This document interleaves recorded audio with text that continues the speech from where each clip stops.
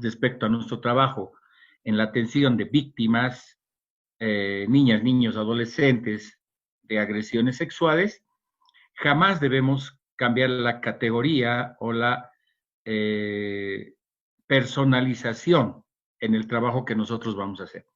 Hemos hablado mucho del trabajo de que uno es diferente del otro, de que el caso se puede parecer, pero la persona difiere en estructura, en características, en construcción de personalidad, en relaciones interpersonales, en familia, en etcétera, etcétera, etcétera. Miles de cosas que van a cambiar. Y por eso hoy día nos toca un tema muy bonito, que es esto del manejo de conflictos. Y conflictos, vamos a entender tal vez, ahorita le vamos a dar un concepto más claro, pero el conjunto o el grupo de problemas. Tenemos nosotros los seres humanos un sinfín de problemas que vamos a ir acumulando, que vamos a ir construyendo en nuestras vidas y también deconstruyendo en función del problema. Y el conjunto de estos problemas podemos catalogarlos como conflictos. ¿Ok? Entonces vamos a ir viendo también nosotros que, por ejemplo, a ver, vamos a definir aquí un poquito a nivel, espérame, a nivel de lo que es un concepto, que lo tengo aquí, espero que lo estén viendo. A ver, voy a mover esto un segundito, ya. Entonces les voy a mover esto. Más o menos, este gráfico que tienen en el fondo una persona pensando, hablando, exponiendo en verde, difiere de la persona de la derecha hablando, pensando, exponiendo y transmitiendo en azul. Más o menos eso ocurre cuando nosotros nos encontramos con un conflicto. El conflicto puede ser definido como una diferencia real o percibida. Es decir, el conflicto no necesariamente es real para nosotros y no necesariamente es real para la persona con la que tenemos el conflicto, y no solo la persona, sino el grupo de personas que podría ser en algún momento. Entonces, ¿qué es lo que pasa? Que puede ser que yo tenga mi percepción de algo que no está bien y yo estoy pensando en verde, pero la otra persona, para la otra persona, ese concepto, esa idea está bien, está pensando en azul. Y más o menos es lo que habíamos trabajado la anterior vez en todo lo que significa el circuito o el círculo de comunicación que tenemos las personas. Es por eso que el conflicto puede ser definido como una diferencia real o percibida. Puede ser real, muy real, pero también puede ser una mala percepción de uno o del otro lado. Esto puede afectar a las acciones o resultados que consideramos importantes en cualquier nivel, ¿no? En cualquier nivel, familiar, en cualquier ámbito legal, social, profesional, etcétera. ¿Sí? Entonces, ¿qué es lo que pasa?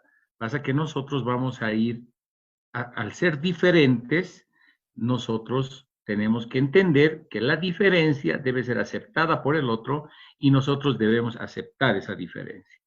Normalmente esta mala comunicación o interpretación de un concepto puede generar los problemas, acumulación de problemas y en algún momento conflictos. Espero que se esté entendiendo. Yo les voy a mencionar estas 6 características de conflictos comúnmente citados. Puede ser que hayan más. Entre estas y otras se puede ampliar estas características de los conflictos. Puede haber más características. Puede influenciar mucho lo cultural, lo habitual, el concepto psicológico social de entendimiento de conceptos, muchas cosas más. Pero estas son las básicas que vamos a tener respecto a las características más comunes respecto al conflicto. Primero vamos a mencionar que el conflicto es inevitable. No creo que ninguna o ninguno de ustedes en algún momento haya tenido un conflicto. Es inevitable. Es inevitable en función de como les digo, las percepciones, la estructura de personalidad, el asimilar conceptos, la adquisición de conocimientos, etcétera, etcétera, que individualiza al ser humano, que individualiza no solamente en la captación de este concepto, sino en la expresión del concepto. Es decir, que para mí va a ser diferente un objeto y para ustedes puede ser diferente el otro. Les voy a mostrar esto. ¿Están viendo en pantalla? ¿Me ven? ¿Qué es esto? ¿Quién me dice qué es esto? Miren. Un bolígrafo. Ya, ¿de qué color? ¿Bolígrafo amarillo? Amarillo. Ya, ok. Y si yo les digo que este bolígrafo pinta negro, ¿qué colores? Puede ser, no vemos la tinta. ¿Pero qué es? Yo les digo, es un bolígrafo que pinta negro. ¿Qué color es este bolígrafo? Es un bolígrafo con tinta negra de color amarillo. Ya, muy bien. ¿Alguien me puede decir que no es amarillo, que tal vez es tumbo, qué sé yo? Yo lo veo verde viva clarito. Ya, ¿qué más? ¿Alguien más me dice algo de esto? Yo veo Podría también ser un portaminas. ¿Un qué, perdón? Portaminas, Portaminas. o Ya, micropunta. Ya, un ok. micropunta negro. Miren, aunque no crean, en este caso del ejemplo, la tecnología nos ayuda a dispersar mucho más el concepto. Porque en función de la pantalla que tengan, que estén en el celular, que estén en la laptop, que estén en el PC de la computadora, esto podría cambiar hasta de tono, hasta de color y hasta de concepto. Precisamente ese es el ejemplo. Nosotros, todos nosotros, tenemos una percepción en función de la construcción némica que tenemos, de la construcción cognitiva que tenemos. Lo explico. Si para mí esto es un bolígrafo, para otra persona puede ser una puntabola, para otro puede ser un lapicero. Y si nos vamos más allá, qué sé yo, en otro tipo de región puede tener otro nombre. Es el mismo objeto, con los mismos colores, con las mismas características, pero es percibida por cada uno de ustedes de diferente manera. Influenciará en el concepto de lo que es este objeto, toda la construcción y desarrollo que hayan tenido en sus vidas, todo el conocimiento que han tenido, toda la historia cognitiva que han tenido. Algunos le dirán mango, creo que en Santa Cruz le dicen es un mango. Algunos le dirán bolígrafo, puntabola, micropunta, etcétera, al mismo objeto, con las mismas características. Y esto les doy como ejemplo, ¿por qué? Porque la percepción del mismo objeto, de la misma característica que yo tengo del otro lado de la pantalla, del otro lado de la visión, del otro lado de la persona que son ustedes, cambia o puede cambiar completamente el concepto. Y esa es una de las bases de inicio de lo que puede considerarse un problema o un conflicto. Les voy a dar otro ejemplo, creo que les di en la anterior clase respecto a lo que es la transmisión de la información. ¿Se acuerdan del ejemplo que les di? Y decía, hoy me voy a acostar temprano. Para mí temprano puede ser las 7 de la noche. Para una o para uno de ustedes puede ser las 8 y para otra puede ser las 10 de la noche. Si yo no voy a precisar el concepto y voy a hacer que esa persona me entienda y se produzca en mí la devolución de ese concepto, podría empezar a generar un problema, ¿no? Nos vemos a las 7 en punto en la plaza. Es muy diferente a que nos vemos temprano o nos vemos esta noche en la plaza. La cuestión de precisión nos va a hacer que el conflicto también se vaya dispersando y que tengamos las certezas que van a hacer que el conflicto no se presente. Nos ocurre mucho con nuestras parejas, nos ocurre mucho en la relación de pareja, nos ocurre mucho en la percepción cuando nosotros queremos imponer nuestros conceptos a la otra persona. Es decir, el conflicto es inevitable. Nadie puede estar libre de un conflicto. Nadie está libre de problemas. ¿Por qué? Porque todos somos diferentes y nuestras construcciones personales van a ser diferentes. En sí, entonces, también debemos decir que el conflicto por sí mismo no es ni bueno ni malo. ¿Sí? No vamos a saber en función de la reacción que tengamos, en función del conflicto, si la podemos dar una categoría de bueno o malo. Muchos psicólogos, terapeutas y colegas que estarán acá en esta clase, y también, ¿por qué no?, colegas abogados, van a entender que muchas veces debemos generar un conflicto para lograr una deconstrucción del problema. Me explico. Una persona que vive, por ejemplo, que vive violencia desde niña, una mujer sobre todo, y pongo el ejemplo de la mujer porque lastimosamente 9 de cada 10 casos de violencia intrafamiliar son hechas y relacionadas al sexo femenino. Una mujer que vive violencia durante su infancia, su adolescencia, su juventud, cuando entra a una relación de pareja y vive nuevamente violencia con su pareja, puede ser percibida o naturalizada por esta persona durante mucho tiempo. Tendrá que haber una crisis, un conflicto, un problema para que esta conducta monótona, con esta conducta repetitiva, tenga un quiebre, haya una ruptura y pueda pensarse o pueda pensar esa persona y pensarse en el conflicto como un inicio de una nueva relación. Con su misma pareja, pues sí, con su relación con sus hijos, etcétera. ¿Se entiende? Entonces, ¿qué es lo que hacemos? Vemos que muchas veces el conflicto en sí no es malo. El conflicto puede generar estructuras nuevas, de construcciones nuevas de conceptos.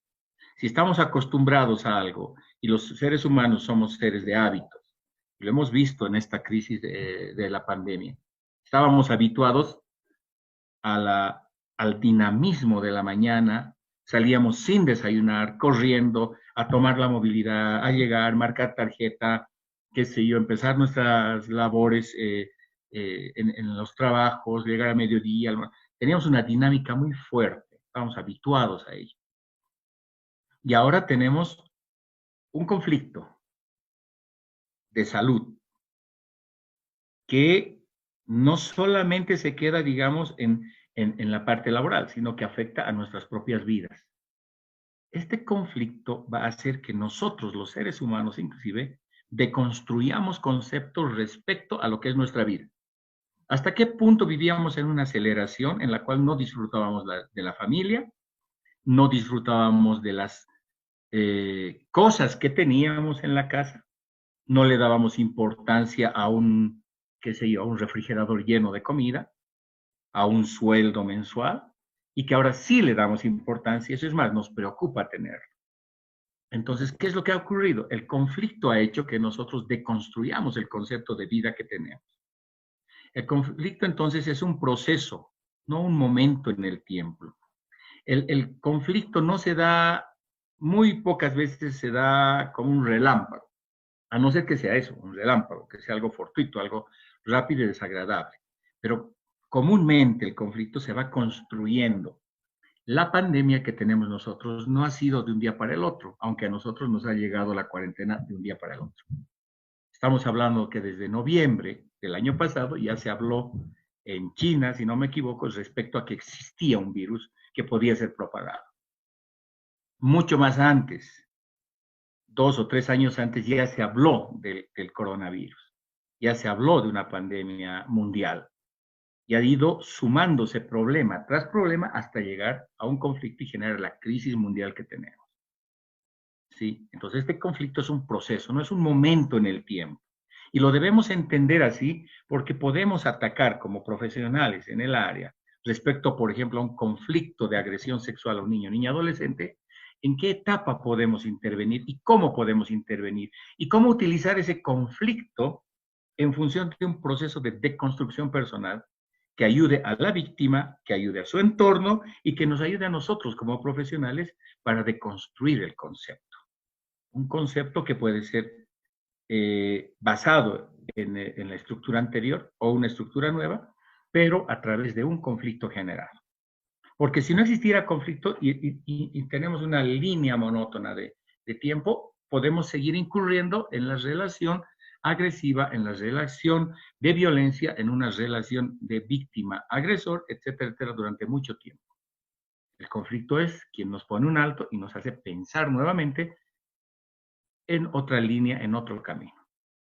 El conflicto, en este caso, va a consumir energía. Va a consumir energía, ¿por qué? Porque cuando nosotros tenemos un conflicto, no estamos bien.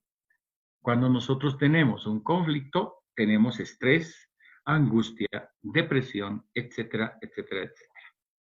Entonces, este conflicto consume nuestra energía.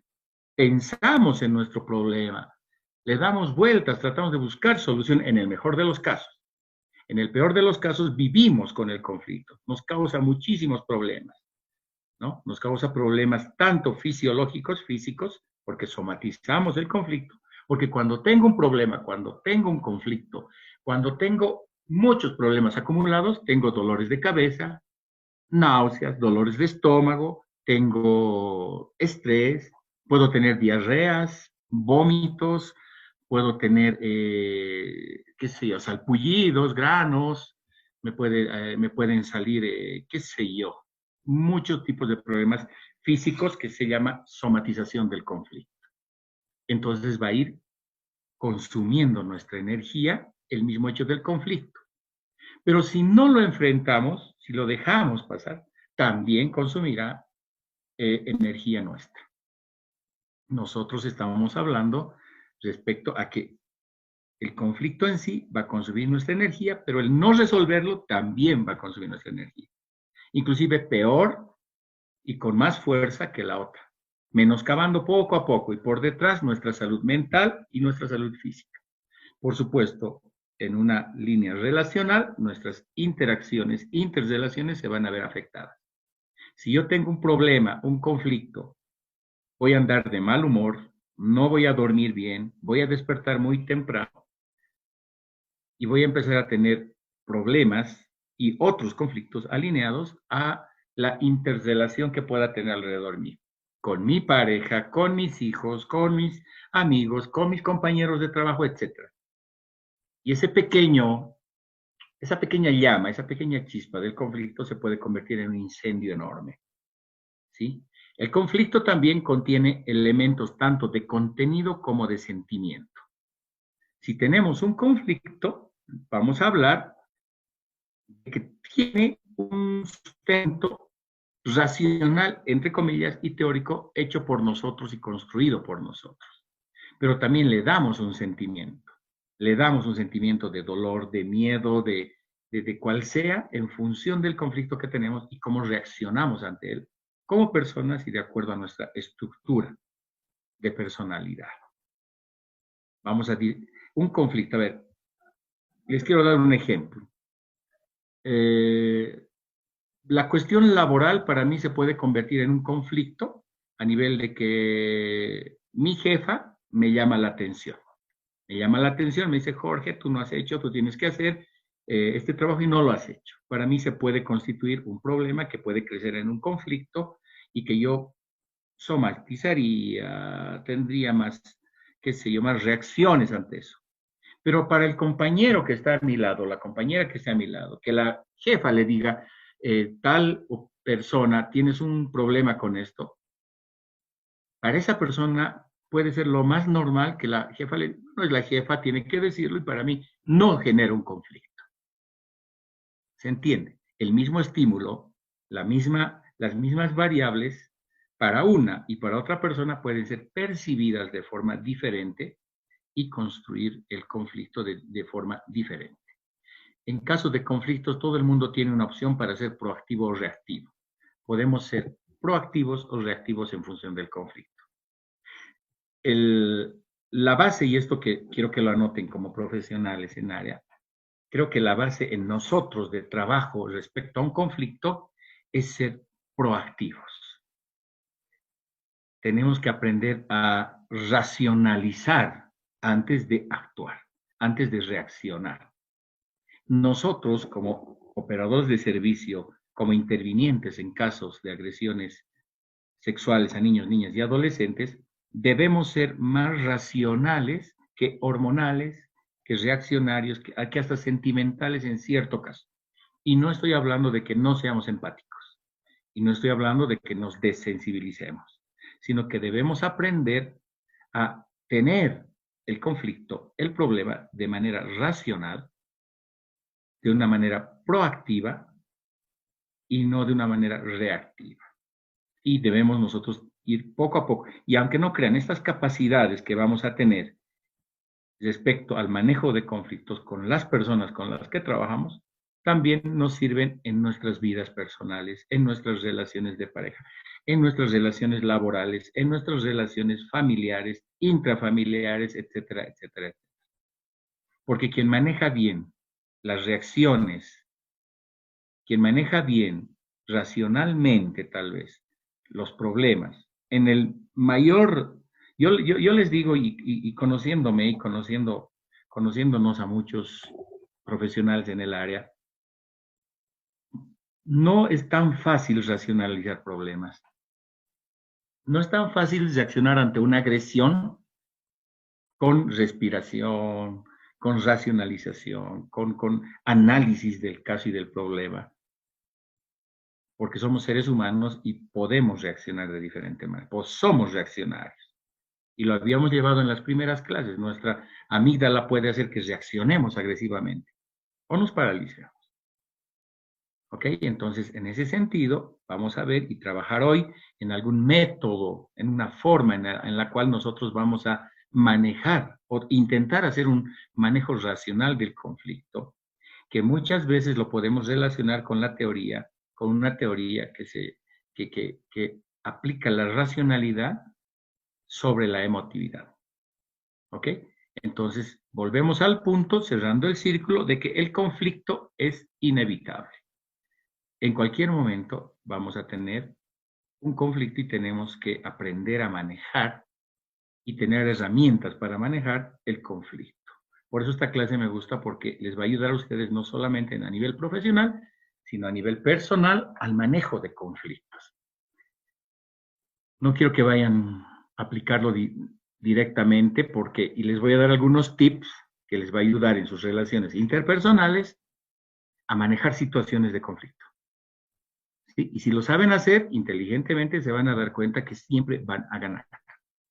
Siempre van a ganar. Porque en este concepto de verde y azul, nosotros podemos fingir que verde es todo para nosotros y realmente tener aquí dentro de nuestro cerebro el azul que siempre hemos querido y con el cual nos mantenemos en función de idea, mostrando un verde para esta otra persona en función de lo que esta persona quiere y la discusión que tiene. Lo vamos a desarrollar, ¿ok? Hasta aquí claro, ¿verdad? ¿Sí? Sí, Jorge, está bien. Perfecto, gracias por retroalimentarme, porque odio hablar a la pantalla, aunque ya les estoy viendo algunas actitudes de ustedes. Ya les estoy observando, más bien que han prendido sus cámaras. La mayoría, ¿no? Los demás han vuelto a apagarla, mira. Han vuelto a apagar sus cámaras. 3 o 4 tengo, che, ya no importa. Conste. Ok. Entonces, a ver, existen varias formas en las cuales nosotros vamos a trabajar nuestra reacción ante los problemas y ante los conflictos. Uno de estos sistemas, uno de los más bonitos, que a mí me gusta y que es bien pedagógico y que además nos va a ayudar a manejar esto, es este famoso semáforo. O sea, las luces y las alertas que nosotros podemos tener y manejar en función de acordarnos y trabajar en respuestas racionales ante el conflicto. No nos vamos a olvidar que cuando nosotros tenemos un problema, cuando nosotros tenemos algo que se nos viene encima y lo consideramos un problema y luego un conflicto, nuestras reacciones pueden ser diversas, ¿no? Y una de las formas de responder ante estas reacciones es la racionalización del problema. No es tan fácil porque normalmente el problema llega como un tsunami, ¿no? O sea, fuerte, devastador, destruye todo lo que hay a su paso y en su paso muchas veces estamos nosotros como personas y como seres racionales. Entonces, es importante contar con esta herramienta práctica para poder obtener resultados que se desea al manejar un conflicto.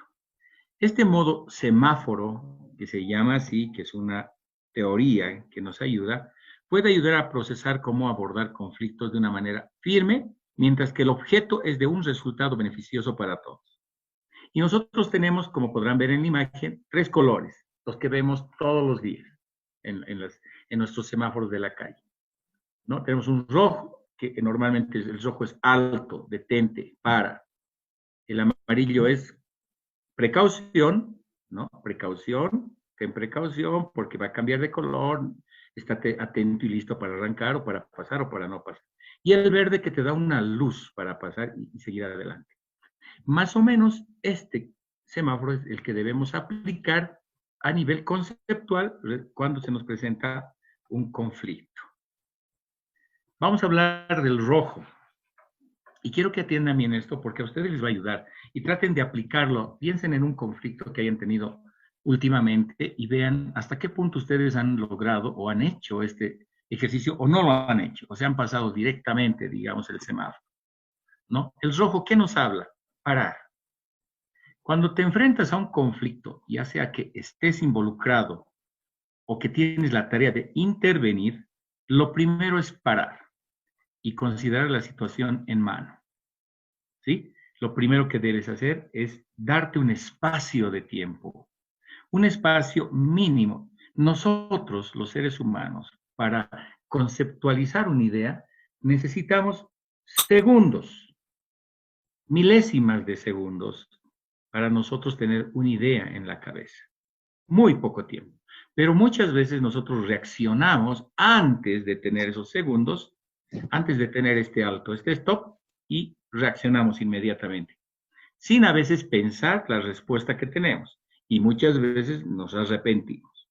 A todos les apuesto que les ha ocurrido esto. Entonces, ¿están las emociones exaltadas? Nos preguntamos eso. Viene alguien y nos increpa, ¿no? Y nos dice, licenciado, doctora, usted, ta, ta, ta, ta, ta, ta, ta.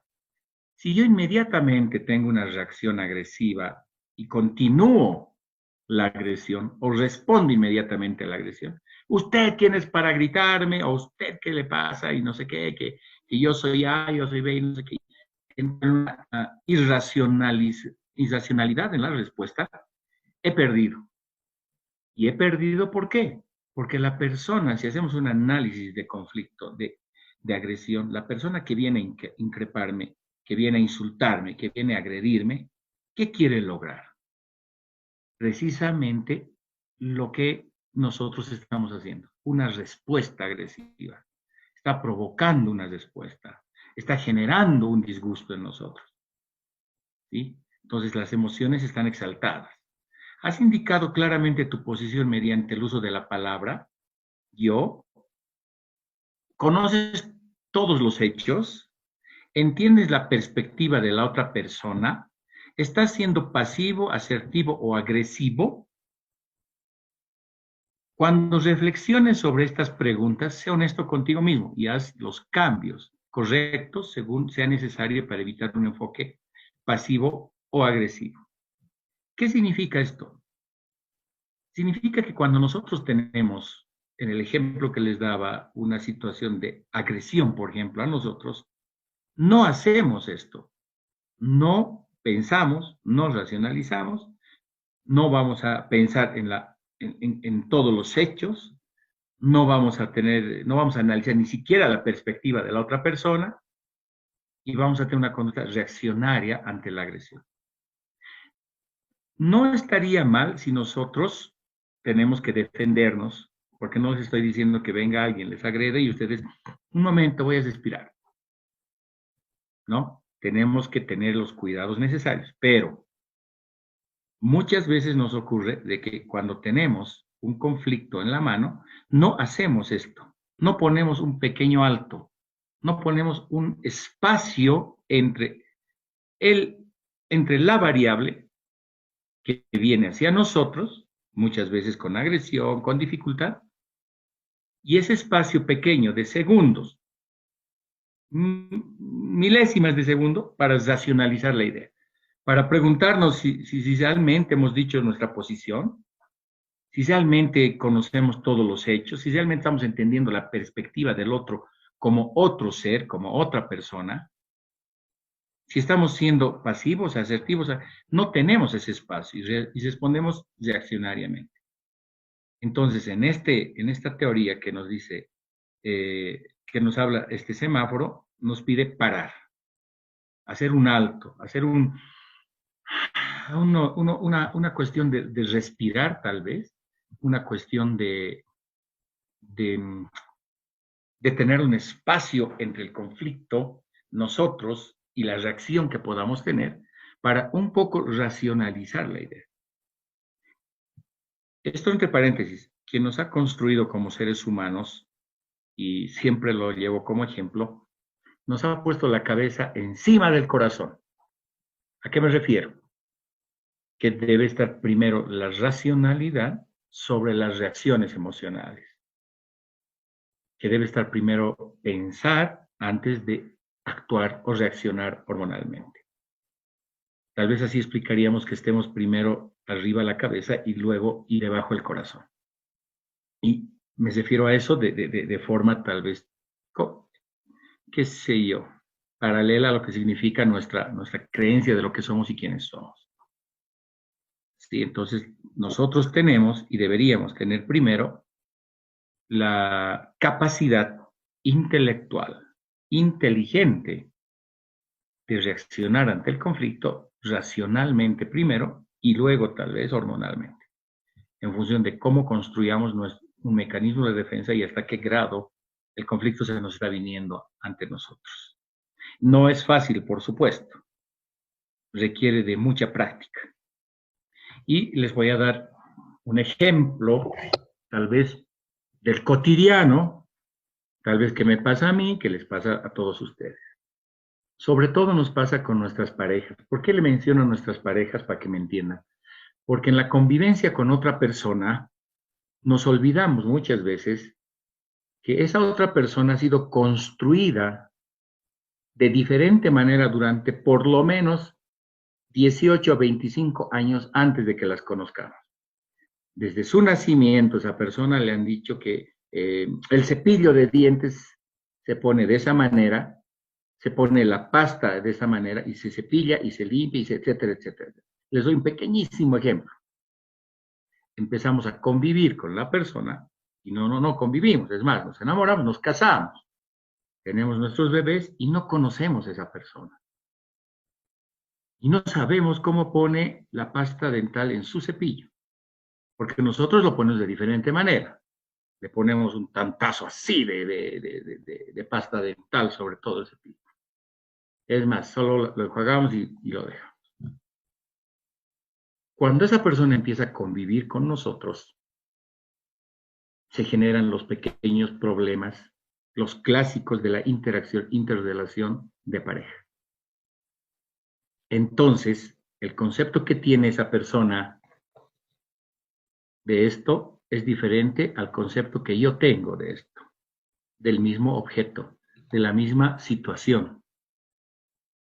Y existen los pequeños problemas que se van a transformar en un conflicto. Entonces, ¿qué hacemos? Nosotros imponemos tratamos o intentamos, porque nos han enseñado eso también. Y si entramos a un concepto de masculinidades, que en algún momento, Dios mediante, lo haremos, vamos a ver que a los hombres nos enseñan a que debemos dominar la situación desde niños, desde que somos hombrecitos, desde que somos adolescentes. Nos enseñan a que debemos de dominar la situación en función de nuestra pareja inclusive. No solamente es el machismo construido, sino también una masculinidad, una forma de ser hombre diferente a la forma de ser mujer. ¿Sí? Y entonces empezamos a tratar de imponer nuestra situación. La otra persona también lo hará. Gracias a Dios, la evolución respecto al feminismo es muy grande. Y a mí me encanta. ¿Por qué? Porque la equidad debería darse a todo nivel. Entonces, ¿qué es lo que pasa? Esa mujer que es nuestra pareja nos dirá, no, a mí me gusta hacer esto y yo voy a hacer esto. Si yo discuto con esa persona, si yo empiezo a plantear mi posición intransigentemente y ella también, va a haber un choque de ideas. Y si uno de los dos no cede, es cuando el conflicto se va a empezar a volver mucho más grande. Es como una pequeña llama. Si esa pequeña llama yo la alimento y le digo, pero vos, ¿cómo te habrás criado en tu casa? Que tu madre, que tu padre, que te ataque aquí, que allá. Y ella me dice lo mismo, que tú también, que eres así, que eres allá. Esa pequeña llama del hecho pequeño que empezó se va a volver un incendio imparable, que va a consumir todo absolutamente, en cuestión de muy poco tiempo. Pero ¿qué pasa si yo manejo racionalmente esa llama? ¿Qué pasa si en vez de alimentar la llama, yo doy un paso atrás? Un paso atrás no significa que voy a humillarme, bajar la cabeza, sino racionalmente voy a ser lo suficientemente inteligente para que esa llama, ese conflicto, se vaya apagando solo, se vaya consumiendo solo. ¿Y cómo lo hago? Racionalmente. Pensando en que, bueno, a ver, le daré su espacio, le daré un tiempo, haré un alto, pondré en rojo, haré un stop, doy un par de pasos atrás. No significa que perdí, no significa que no... Ya. Hola, hola. Ahí, ¿Tienes algún trabajo ahí? Ya está. Ya ahora subes para entregar. Anula de entrega. Ya nada, ya listo, ya no importa. Ok, volveré, ¿ya? No significa que el retroceder un paso respecto a mi concepto, a lo que yo quiero, perdí la batalla. Es más, dentro de mí sé que estoy ganando la batalla porque estoy racionalizando la idea. No estoy discutiendo, no estoy yendo a la confrontación, estoy manejando racionalmente la idea, retrocedo un paso para dar la vuelta y llegar a donde yo quiero después. Espero que se entienda el concepto, espero que se entienda cómo nosotros podemos ser racionales en función del conflicto, dar nuestros pequeños pasos hacia atrás para dar 2 pasos adelante, para tomar impulso. ¿Y cómo lo hacemos? Tratando de ser racionales, tratando de tener un alto, un stop, un parar para respirar hondo y decir, a ver, ¿qué es lo que está ocurriendo aquí? ¿Estoy entendiendo lo que me quiere decir? ¿Estoy entendiendo lo que siente esa otra persona? ¿Estoy siendo capaz de ser yo más racional que ella? ¿Estoy siendo pasivo? Estoy siendo, o sea, eso, si se dan cuenta, son un par de segundos que he tardado en hacer este análisis racional del problema que tengo. Y me ayuda, claro que sí, porque no he tenido esa reacción que se esperaba que tenga.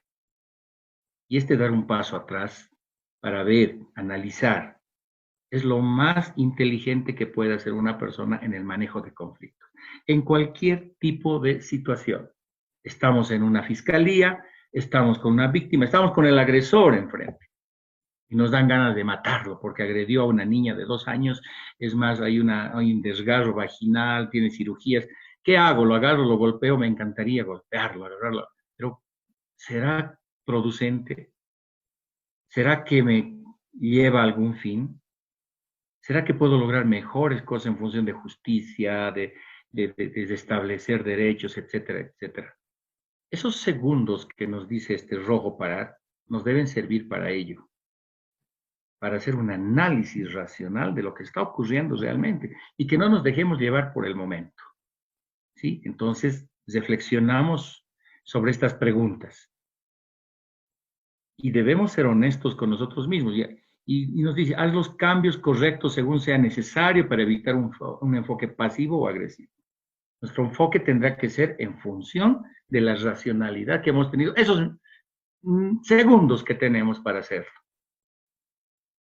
En vez de hacer una respuesta, en vez de decir una respuesta, tal vez que después nos arrepintamos, que muchas veces lo hacemos los seres humanos, nos arrepentimos de haber respondido de esa manera, tratamos de poner este alto. Y una técnica muy linda que siempre se utiliza, sobre todo en terapia, y nos enseñan, y nosotros enseñamos, sobre todo en agresores, en el manejo de la agresividad en personas que no tienen esto, sobre todo en hombres, en el trabajo terapéutico, es la respiración. Aprender a respirar cuando tienes el problema enfrente de ti. Pero aprender a respirar significa, a ver, si yo agarro y mi pareja me dice algo, yo digo, ya bueno. Yo creo que en vez de achicar la llama, le estoy poniendo gasolina. Porque la interpretación de esa persona será, claro, ¿qué le importa? Que se hace el mártir, o se hace la víctima, y seguiría generando. Pero si yo respiro, está bien, quiero entenderte, o claro, te doy la razón, pero pensémoslo. O sea, el hecho de decirle lo que quiere escuchar, y les parecerá muy manipulador, pero los seres humanos lo somos. El hecho de escuchar, de decir lo que quiere escuchar esa persona, nos va a dar ese espacio en el cual nosotros vamos a poder después influir inteligente y racionalmente. Espero que se me esté entendiendo, espero que se esté entendiendo cómo nosotros podemos manejar, manipular la situación en función de problema y conflicto. Con simplemente tener el tiempo necesario de un alto, de un stop. Muchas personas van a decir, manipular, qué feo suena. Todos manipulamos. Todos. La intencionalidad es lo que se debe analizar. ¿Podemos manipular la situación? Sí, en función de lograr el beneficio para ella, para mí y para el contexto en el cual nos manejamos. El bebé manipula desde que nace. Nace y llora. Y quiere su teta, por eso llora. Está manipulando una situación. Lo hacemos. Lo feo de la manipulación, por ejemplo, es la intencionalidad que se tenga. Si yo manipulo para hacer daño, para conseguir cosas que no son o que van en contra de valores personales, morales, etc., es una mala manipulación. Pero si yo manipulo la situación, la manejo de manera que sea conveniente para la relación, para lo relacional con la otra persona que tiene el conflicto o que genera el conflicto, estoy manejando racionalmente esto. Le estoy dando un sentido. ¿Me entienden? Entonces, este parar es muy importante. Pero este parar no solamente nos debería llevar a tener un alto. No solamente es tener un alto. Ese alto es súper importante porque las personas nos hemos desacostumbrado a tener un alto. Y somos reaccionarios. Y reaccionamos casi inmediatamente, ¿no? Reforzados, por supuesto, por nuestra condición laboral, jerarquía social, conocimiento, puede ser positivo o negativo, puede ser respaldado o no, etcétera, pero somos muy reaccionarios. Y este parar nos tiene que llevar a tener este espacio para pensar. Este espacio que es un amarillo, que una vez que detenidamente hayamos considerado el conflicto y hayamos evaluado personalmente la situación, debemos pensar cuál sería la mejor solución. Sé creativo, busca las formas de colaborar con los demás involucrados para crear un resultado positivo.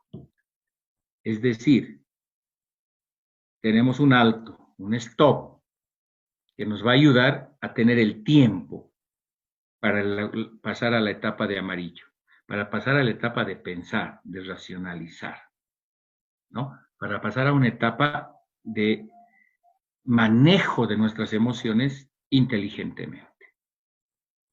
¿Sí? Este manejo de nuestras emociones inteligentemente tiene toda una teoría, ¿sí? Toda la teoría respecto a que nosotros somos capaces de manejar nuestras emociones con nuestra racionalidad. ¿Se puede? Sí se puede. ¿Sí? Sí puede. No, normalmente lo hacemos. Normalmente nosotros sí manejamos, pero cuando se nos viene encima algo, una reacción, un mecanismo de defensa puede hacer que nosotros reaccionemos sin pensar. Es por eso que muchas veces decimos, lo siento, no, he reaccionado sin pensar. O decimos, discúlpame, no estaba pensando ese rato. O no quería decirte eso, perdón, porque no hemos tenido ese stop, no hemos tenido este amarillo para pensar y hemos tenido una reacción rápida. Tal vez por un mecanismo de defensa que lo tenemos todos los seres humanos. Y les voy a dar un ejemplo clarito. Si yo tengo un vaso de vidrio, este no es de vidrio, yo tengo un vaso de vidrio en la esquina de la mesa y al pasar yo lo hago caer y se rompe el vaso. Se rompe el vaso. O ustedes lo rompen. ¿Qué es lo primero que dicen? A ver, ¿quién me dice? ¿Qué es lo primero que dicen cuando rompen un vaso? Que estaba en la esquina de la mesa. ¿Qué dicen? Yo digo una mala palabrota. Pero, ok, ya, nada. Sí. Pero ¿qué dices? ¿Qué dices después de que se ha roto? Lo primero que hago es pensar en mi perrito, porque como tengo perrito que se haga algo, lo saco del lugar donde se ha caído para Ya. barrer, para arreglar, para que Ok, no le ya. pase Bueno, es una reacción más racional. nada. Pero Sí. ¿qué decimos cuando rompemos algo? Tenemos Creo que se niños. dice, Yo digo, ¿quién se ha ha puesto el roto el vaso en la vaso. esquina? ¿Quién ha puesto el vaso en la esquina? ¿Verdad? Sí, eso es lo ¿Saben? primero que se piensa. Claro. ¿Saben qué es lo primero que decimos? ¿Quién ha puesto ese vaso ahí? ¿Culpar a alguien tal vez? Claro. ¿Se dan cuenta? Es un mecanismo de defensa muy natural de los seres humanos. Tratamos de eximirnos de la responsabilidad. Y lo primero que decimos es, ¿quién ha puesto el vaso ahí? ¿Por qué han puesto el vaso en esa esquina? ¿Quién me ha puesto? Y si tenemos niños, peor. Empezamos a buscar culpables alrededor que son más indefensos, que son más propensos a ser culpados, entre comillas. Y si tenemos niños, los niños son las primeras víctimas de nuestro error, porque quien ha roto el vaso soy yo. Yo no he tenido el cuidado, no he visto el vaso, puede ser que no ha sido intencional, no estoy diciendo que es intencional, pero lo primero que hago como un mecanismo de defensa es buscar culpables, y los más cercanos, y los más indefensos, y lo hacemos constantemente. Y digo, ¿quién ha puesto el vaso ahí? ¿Por qué ponen ese vaso ahí? Yo les he dicho que no pongan los vasos en las esquinas. En vez de decir, perdón, o como lo dijo Karim, creo, veré qué ha pasado con el vaso, se ha roto, buscaré el alzador, veré, cuidado los perritos, o cuidado mis hijos, se pueden cortar. Es decir, la primera reacción que tenemos muchos seres humanos es deslindarnos de nuestra responsabilidad, es quitarnos, ¿no? Tal vez por vergüenza, tal vez por les repito, un mecanismo de defensa personal. Nos tratamos de deslindar. No, yo no he hecho. No era mi culpa. ¿Quién puso el vaso ahí? Yo no. Quien puso el vaso ahí tiene la culpa. Si no ponían, yo no lo rompía. ¿Se entiende el ejemplo? Entonces, ¿qué es lo que hacemos? Tenemos un mecanismo de defensa que no solamente nos va a generar un conflicto, porque ahí vendrá, pero vos, ¿por qué no miras? Porque que aquí, que ahí se va a generar esa pequeña llama. En vez de porque un vaso, gracias a Dios, lo podemos comprar que valdrá 5 pesos, ok. El concepto de haber roto, el haber sido yo el descuidado, el haber generado un pequeño daño, hace que yo tenga mecanismos de defensa para justificar ese hecho. Y ese pequeño espacio que no tenemos en un alto, se ha roto el vaso. ¿Qué hago? Primero limpiaré, que nadie se lastime. Cuidado mis perritos, cuidado mis hijos, o cuidado yo mismo que me corte después, entonces lo limpiaré. Después analizaré, diré, ¿cómo es roto el vaso? O sea, ¿cómo es roto el vaso? Debería haberme fijado, debería haber tenido cuidado, ¿no? Pero muchos papás, y les repito, va a influir mucho la construcción personal, las construcciones machistas, las construcciones, digamos, de hogar que tengamos en nuestra personalidad, para decir, por ejemplo, limpien ustedes lo que yo hice, por ejemplo, ¿no? Entonces, estas construcciones, si se darán cuenta, hacen que el conflicto no disminuya, sino aumente. ¿Se va entendiendo? Entonces, tenemos nosotros mecanismos de defensa que, justificables o no, los utilizamos en función del problema y del conflicto cuando lo tenemos. Cuando tenemos la capacidad de tener un alto rojo, un amarillo, pensar y racionalizar, ser creativo, buscar las formas de entender a los demás involucrados, de buscar un resultado positivo, de ver qué es lo que ocurre para que nosotros podamos salir de este conflicto. Estamos siendo racionales, estamos siendo inteligentes y estamos manejando el conflicto y no haciendo que el conflicto nos maneje a nosotros, no haciendo que el conflicto sea parte de nuestras vidas, sino nosotros, que sea parte del problema, pero nosotros manejamos ese conflicto, le damos salida, le damos solución. Y en función de eso, vamos a tener luego de hacer un alto, de pensar, podremos proponernos un plan de acción, un actuar. Y lo último debería ser actuar, ¿no? Lo último es actuar, intentar llegar a una solución consensual. La persona que nos está agrediendo, ¿qué es lo que quiere lograr en nosotros? La persona que viene y nos insulta, ustedes A, ustedes B, ustedes C. Lo que busca en nosotros es una reacción, es dañarnos, lastimarnos. Y me lastima y me daña si realmente yo no he racionalizado y no estoy entendiendo la situación. Ah, ustedes A, B, C y D. Bueno, yo les respondo, sí, soy A, soy B y a veces C. Y ahora, ¿cómo solucionamos esto? ¿No? Entonces, este actuar es intentar llegar a una solución consensuada. Si no funciona, bueno, lo intento nuevamente. ¿Se entiende? La mayoría de las soluciones en un conflicto toman tiempo y esfuerzo, claro que sí. Con mucha comunicación entre las partes. Y muchos de ustedes me van a decir, pero a veces la otra parte no te entiende y no te va a entender nunca. Magnífico, no hay problema. Mientras yo me entienda y entienda lo que esa otra persona está entendiendo, espero que entiendan todos, vamos a lograr hacer esta pausa racional. Es un manejo racional de nuestras emociones. Y a esto se llama inteligencia emocional. Hay un concepto muy grande que se trabaja a nivel terapéutico, a nivel de manejo de conflictos, a nivel de manejo de emociones. Y es esta inteligencia emocional. ¿Seremos los hombres y las mujeres capaces de manejar racionalmente nuestras emociones? Claro que sí. Podemos manejar todas nuestras emociones, la mayoría, pero no lo hacemos. Y hago un paréntesis para explicarles lo siguiente.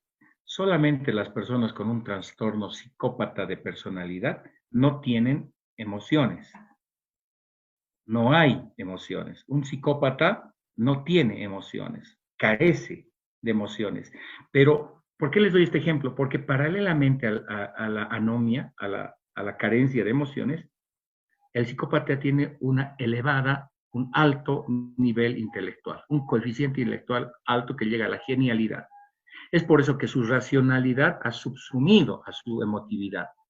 Y todo lo que son sus emociones ha logrado manejar racionalmente. Y como ya no tiene emociones, no puede sentir, empieza a buscar formas de sentir ello, de buscar retos que debe cumplir en función de su autosatisfacción, que nunca la va a lograr porque tiene una anomia. O sea, es decir, que no tiene emoción. Es por eso que muchas personas tienen rasgos psicópatas, ¿no? Que las manejan muy bien, ¿sí? Y que evitan la emotividad, evitan las relaciones emotivas. Pero claro, esto es parte de otro curso muy grande de lo que es la psicología criminal, las psicopatías, etcétera, etcétera. Pero solamente les quiero dar como ejemplo, traerlo acá, para que se den cuenta cómo la racionalidad de manejar las emociones al punto de construir genialidades en función de lo que uno quiere construir. Y quien maneja y quien tiene esta inteligencia emocional va a sufrir menos, va a llorar menos, va a deprimirse menos que la persona que es completamente emotiva. Eso nos ocurre en nuestras relaciones de pareja. En nuestras relaciones de pareja somos tan emocionales, tan sentimentales, que nuestra racionalidad está muy debajo de nuestras emociones y no las manejamos. Por eso que sufrimos, lloramos. Nuestras pérdidas son catastróficas. Y lo que hacemos en procesos terapéuticos, sobre todo, es racionalizar ideas respecto a estas emociones que tal vez nunca han sido ni siquiera correspondidas por la pareja. ¿Sí? Entonces, debemos, en este verde, actuar en función de las anteriores etapas, del alto que ponemos ante el conflicto, ante el tsunami que se nos viene, el pensar cómo voy a actuar, qué es lo que voy a hacer, racionalizar la idea, construir la idea, y luego, por supuesto, actuar en función de ese proyecto que tengo. Ahora, me van a creer, espero que lo hagan, espero que lo practiquen. Estas 3 etapas se pueden dar en segundos. Si nosotros lo pensamos, lo podemos hacer en segundos. Vuelvo al ejemplo de la relación de pareja.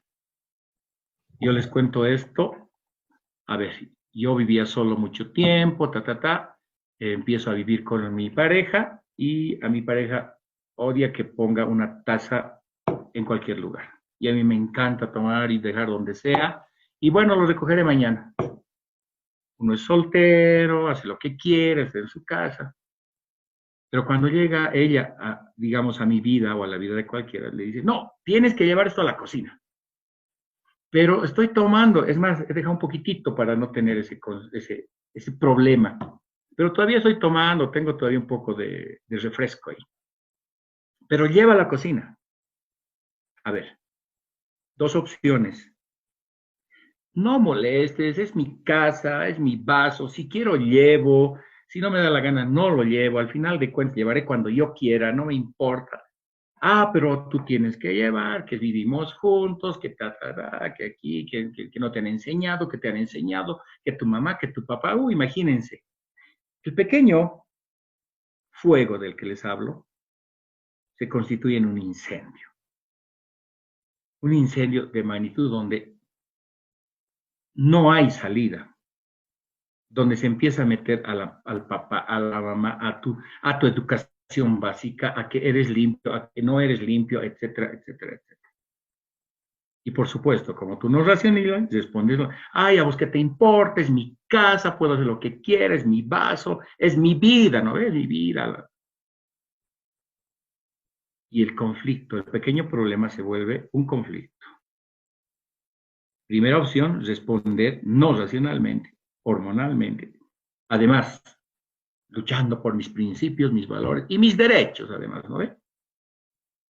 Segunda opción, lleva el paso que cada vez, les prometo, me ha ocurrido, de mi dormitorio a mi cocina son 28 pasos de ida y 28 pasos de vuelta. 28 más 28, 56, ¿no? 56 pasos me cuesta evitarme un problema de 2 a 3 días con mi pareja. 56 pasos, contados. Agarro el vaso, tomo mi refresco, llevo el vaso a la cocina, lo dejo y vuelvo al lugar de donde salí. 56 pasos me ha costado evitarme que tu papá, que tu mamá, que eres cochino, que no llevas, que no lavas, que no haces. Es más, la otra persona, no está escuchando aquí mi esposa más bien, cree que ganó la discusión, hizo que yo lleve mi taza, mi vaso a la cocina donde debe estar. En realidad gané yo porque me evité el problema, me evité el conflicto, racionalicé, pensé, puse un acto y actué muy proactivamente. O sea, creo que 56 pasos no van a matar a nadie. ¿Se entiende? ¿Qué es lo que hago? Manejo el conflicto, manipulo la situación. Es más, la siguiente vez que yo vea un vaso de ella en ese lugar o por donde sea, le diré, te toca, pues lleva ahora tú también tu vaso. Yo lo llevé. Lleva tú tu vaso ahora. ¿Se entiende? ¿Se entiende el concepto? ¿Cómo podemos nosotros manejar la situación conflictiva? Como un poco de racionalidad, un poco de pensar un poco de actuar proactivamente, hace y hará que nosotros no tengamos conflictos, problemas. Por supuesto, la otra persona, porque es un otro, es un concepto de otro, pensará, dirá, pues no, yo gané, o sea, lo logré, que lleve su vaso, perfecto, se tiene que hacer, se debe, tarde o temprano lo tenía que llevar, lo llevo ahora, es más, le demuestro a ella que, bueno, lo estoy llevando cuando ella dice, ok, la siguiente vez es más, lo voy a llevar, son 56 pasos que voy a dar, 56 pasos que me evito un problema enorme de toda la semana. ¿Se entiende? Espero que vayamos entendiendo cómo nosotros manejamos las situaciones y cómo la racionalidad debería hacer que nosotros evitemos problemas. Y nos ocurre todo el tiempo, nos ocurre en el WhatsApp, nos ocurre en el Face. Una persona, un mal comentario, un mal meme que nos toca, nos molesta. ¿Qué le pasa a esta persona? ¿Cómo va a decir esto? Y luego te pones a pensar, a veces me ha ocurrido, he respondido yo, ¿qué le pasa? Entonces, luego lo pienso y medito y digo, si les respondo, me va a responder, y luego le voy a responder, y me va a responder, lo borro. Digo, que se quede con su concepto. ¿Para qué me voy a meter en un problema que no lo quiero tener? Nos ocurre mucho ahora en las redes, porque ahora estamos súper metidos en lo que son redes. O a nivel laboral, el concepto que tiene el compañero, que lo va a defender a ultranza, bueno, magnífico, ahí te vas tú con tu concepto, yo tengo otro diferente. Mi concepto es otra línea, otro marco. Si tú te ahogas con tu concepto, hazlo, mientras no invada mis espacios. Y también para eso no estoy diciendo que seamos en todo permisivos, que ese es otro tipo de problema, un extremo, sino que pongamos barreras, bueno, ese es tu espacio, tu lugar, hazlo tú desde ahí hasta ahí llegaste. ¿Se va entendiendo? ¿Sí? Hasta aquí, ¿algún comentario? A ver, alguien dígame algo, ¿no? Espero que me estén escuchando. Y Jorge, considero Dígame. también que en esta situación de conflictos, racionalizar antes de confrontar en este caso, también puedes utilizar el tema de la escucha activa, ¿no? Porque a veces también ni te están diciendo algo, tú antes de terminar ya estás respondiendo, ya te estás alterando sin escuchar primero qué es el mensaje que te está dando la otra persona. Claro, eso es correcto, eso es lo que les digo. Este stop, esta señal roja, es eso precisamente. O sea, a ver, me está diciendo algo que no está entrando dentro de mi racionalidad, de mi concepto, incluso de mi moralidad. Me está diciendo algo, ya, ok, ese alto es esa escucha activa que tenemos que tener. Es entender al otro como otro. Ya les había mencionado, y si pueden leer en algún momento, vean todo lo que es el concepto de otridad. Solamente, más bien se maneja mucho en lo que es la cosmovisión andina, el concepto del otro. El otro como otro ser, como otridad y como respeto al otro. ¿Me entienden?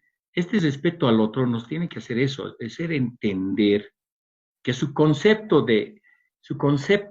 de amarillo no es amarillo, es tumbo. O sea, ¿y por qué no puede ser tumbo? Por ahí yo estoy mal de la vista.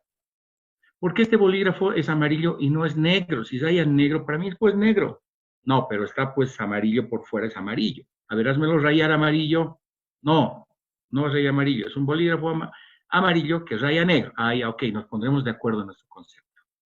Entonces, es de color amarillo tumbo, porque hay un amarillo tumbo, hay un amarillo pajarito, hay un amarillo, qué sé yo, amarillo rojizo, ya para mí, y raya negra. Ok, nos ponemos de acuerdo en el concepto. Pero antes de pelear, porque es amarillo o es tumbo, hacemos una racionalización con la otra persona, hacemos esta escucha activa, hacemos el entender su concepto desde su concepto. No, para mí es un color ocre, porque yo he estudiado bellas artes y para mí ese color es un amarillo ocre, no sé qué. Entonces, nos está explicando, estamos dando una relación conceptual a la cual nosotros llegamos a un punto de consenso.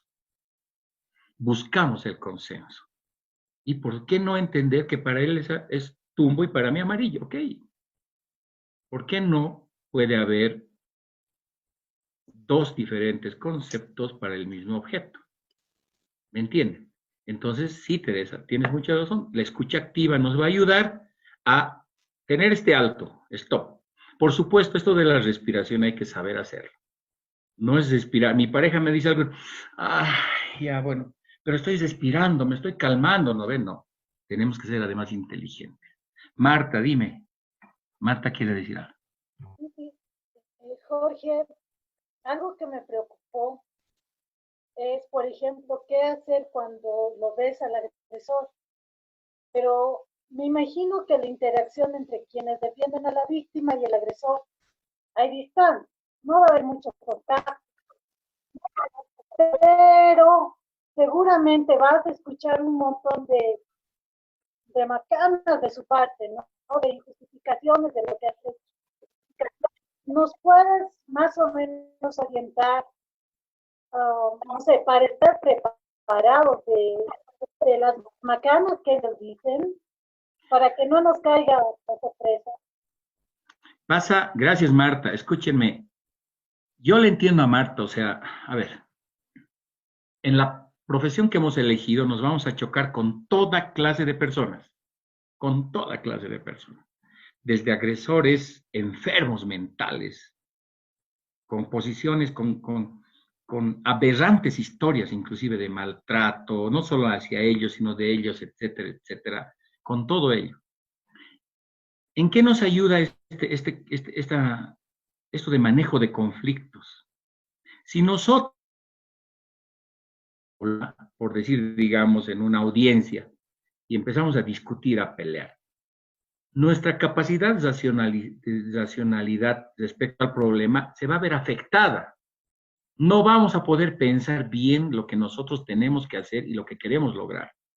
Es por eso que cuando hay un problema buscan al psicólogo o al terapeuta, porque no está dentro del problema, está de afuera. Es más fácil mirar de afuera que estar dentro del problema. Y ustedes se van a dar cuenta en sus propias vidas. En sus propias vidas, para ustedes un problema con su pareja, con su hijo, con la persona que quieran, es pues un problema grande, pero de afuera la gente se está riendo. ¿Qué le pasa? Se está ahogando en un vaso de agua, porque no está involucrado en el problema.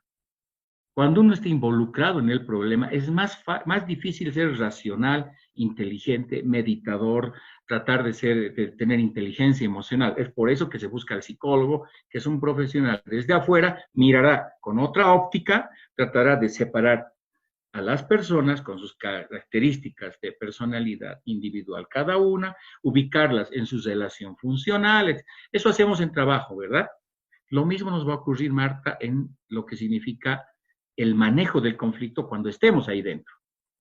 Cuando las personas estén gritando en plena audiencia, un par de pasos atrás, físicamente estoy hablando, y también, por supuesto, subjetivamente, un par de pasos para mirar un poco, nos va a ayudar a racionalizar este problema.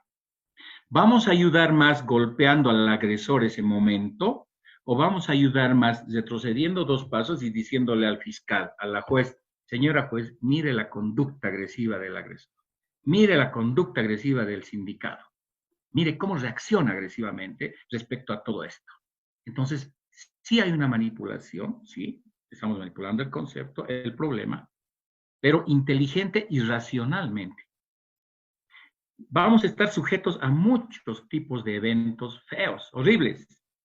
Si yo les cuento algunas cosas que yo he visto, podríamos acabar llorando aquí en lo que significa víctimas de agresión sexual, niños, niñas y adolescentes.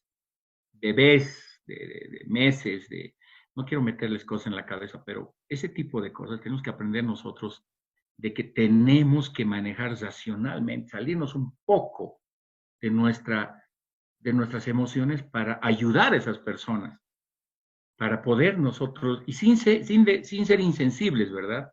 No estoy hablando que no seamos empáticos ni insensibles, porque en el manejo y en el cuidado informado del trauma hemos hablado mucho de sensibilidad, de empatía. Pero tenemos que también ser racionales. ¿Cómo ayudo más? ¿Ayudo más involucrándome en el problema y peleándome ahí adentro? ¿O ayudo más saliendo un par de pasos y anotando, mostrando, haciendo la intervención profesional, ética que me corresponde desde mi lugar profesional? ¿Es difícil? Sí. ¿Se puede? Sí se puede.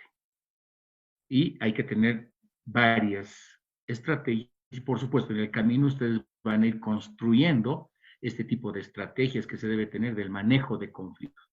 Pero básico, aprendamos a poner un rojo. Alto, a ver, pensaré, a ver, ¿llevo mi taza o no llevo? ¿Qué hago? ¿Piensa que gana? Bueno, pues que piense que ganó. Yo estoy ganando, yo me evité el problema, yo manejé el conflicto, manipulé la situación, di mis 56 pasos y volví. Piensa que gana, hasta ahora piensa que gana, digamos. Hasta ahora piensa que gana. ¿Me entienden? El concepto es el mío, lo que yo manejo internamente, lo que yo internalizo como ganar o perder. Quien manejó la situación, quien fue racional, quien no fue hormonal, quien no se enojó, quien no gritó, ganó. Es la clásica, el que se enoja pierde, listo, porque no manejó sus emociones racionalmente. Y fue subsumido, involucrado, envuelto en el problema y fue parte de. El psicólogo que se vuelve parte del problema tiene que tener la capacidad de decir, lo siento, estoy involucrándome, debo derivar el caso. No puedo seguir porque me he involucrado emocionalmente y al involucrarme emocionalmente no puedo ser racional para ayudar. Y tengo que derivar el caso a un colega, a otra persona, etc. Que se puede dar, se da. Que es parte, digamos, de lo que es la ética profesional. ¿Ok? Entonces, sigamos avanzando, por favor, ahora. Lo que debemos aprender a hacer, y muchas veces no lo hacemos, es establecer límites. Muchas veces no establecemos límites ni siquiera con nuestros hijos, porque los amamos, porque los queremos, porque los cuidamos, los protegemos, y ni siquiera a nuestros hijos, que son las personas más cercanas y que somos responsables de su educación, no les damos límites. Y por supuesto, tenemos que poner límites inclusive con las víctimas de agresión sexual, con las sobrevivientes y los sobrevivientes de agresión sexual, en las relaciones que podamos tener interpersonales, éticas y profesionales. ¿Sí? ¿Qué es hablar de límites? Cuando hablamos de establecer límites, realmente estamos hablando de desarrollar el locus de control de una persona. A ver, ¿qué es el locus de control de una persona? Se refiere al grado en que las personas creen que pueden ser responsables de sus conductas. Ese es el locus de control de una persona. Es el grado en que las personas creen que pueden ser responsables de sus conductas. Un niño muy pequeño tendrá un locus bajo, porque no va a tener un control completo y responsable de sus conductas. Va a estar sujeto a la educación que le dé el adulto. ¿Sí? Este locus de control se refiere a eso, a que nosotros debemos, o sea, las personas creen que pueden ser responsables de todo lo que están haciendo en función de todo lo que se les dice que haga además. ¿Sí? Existe el locus de control interno, que ocurre cuando una persona cree que él o ella es capaz de tener algún control sobre los acontecimientos en su vida. Es lo que nosotros normalmente tenemos, este locus interno, este control interno. Nosotros somos capaces de controlar todos los acontecimientos de nuestra vida. Es más, nos organizamos para ello.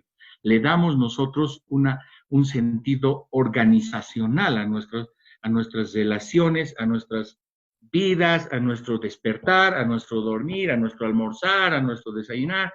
Le damos una relación estructural a este locus. Es interno. Pero también existe un locus de control externo. Existe cuando una persona cree que factores externos o el público determina los acontecimientos de su vida. Hemos hablado mucho en las anteriores clases de que somos seres biopsicosociales. ¿Sí? Somos seres que tenemos una estructura biológica a la cual pertenecemos y somos sujetos muchas veces a reacciones ni siquiera manejadas por nosotros mismos racionalmente. El ejemplo que hemos dado ha sido el sistema nervioso autónomo. Es decir, yo no puedo decir mi corazón que se pare en este momento. No lo puedo hacer. Somos seres biológicos que a veces ni controlamos nuestra parte biológica o sentido de control completo que tenemos a nivel interno.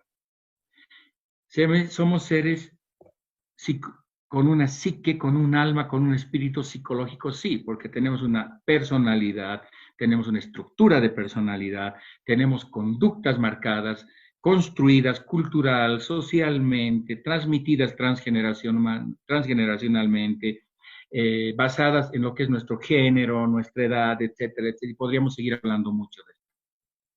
Pero también existe un control o un locus externo, que es la misma sociedad. Somos seres sociales.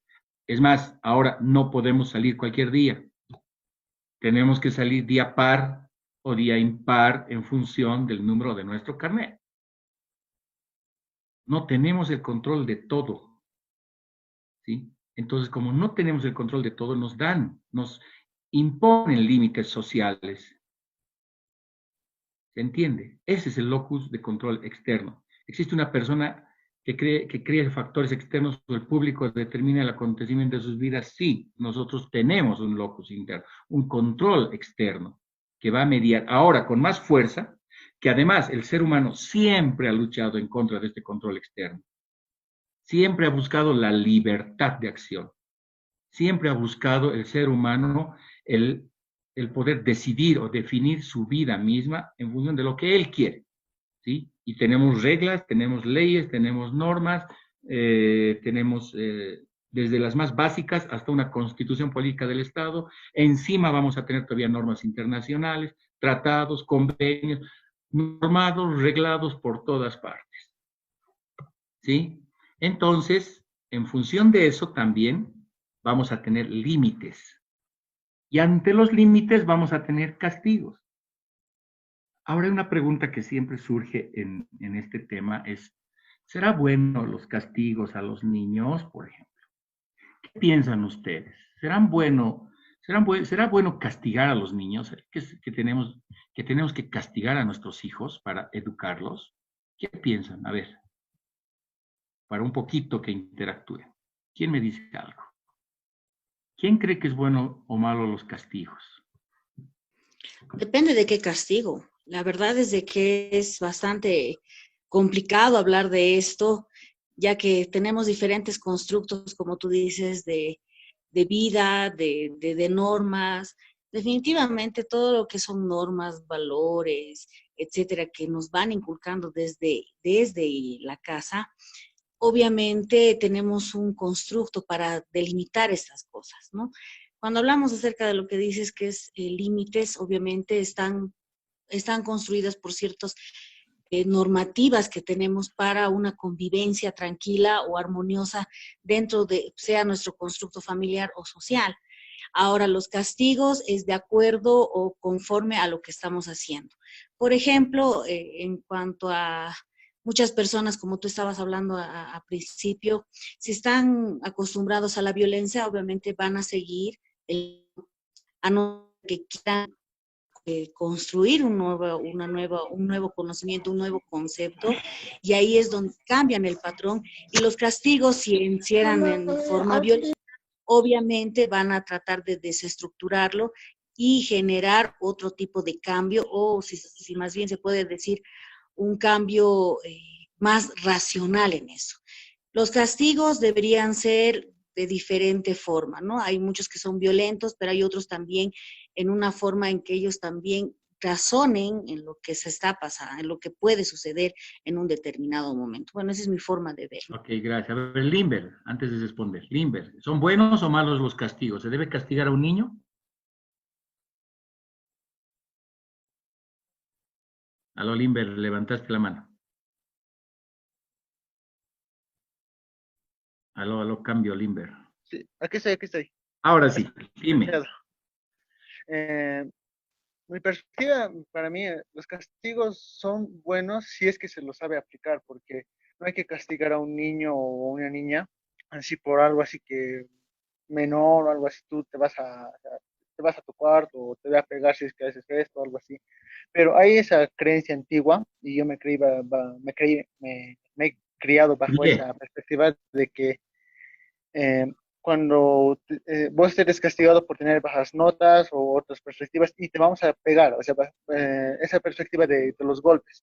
Y esto para muchas personas adultas ha llegado a funcionar muy bien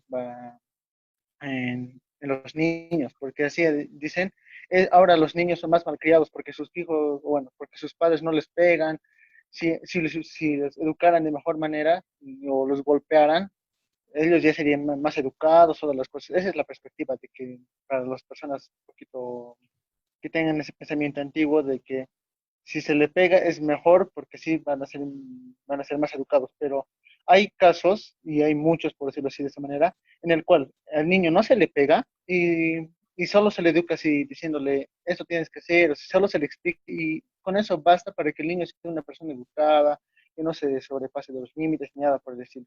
Esa es mi Ok, opinión. gracias. Jenny, dinos, ¿qué opinas? Buenas tardes, dice. Hola.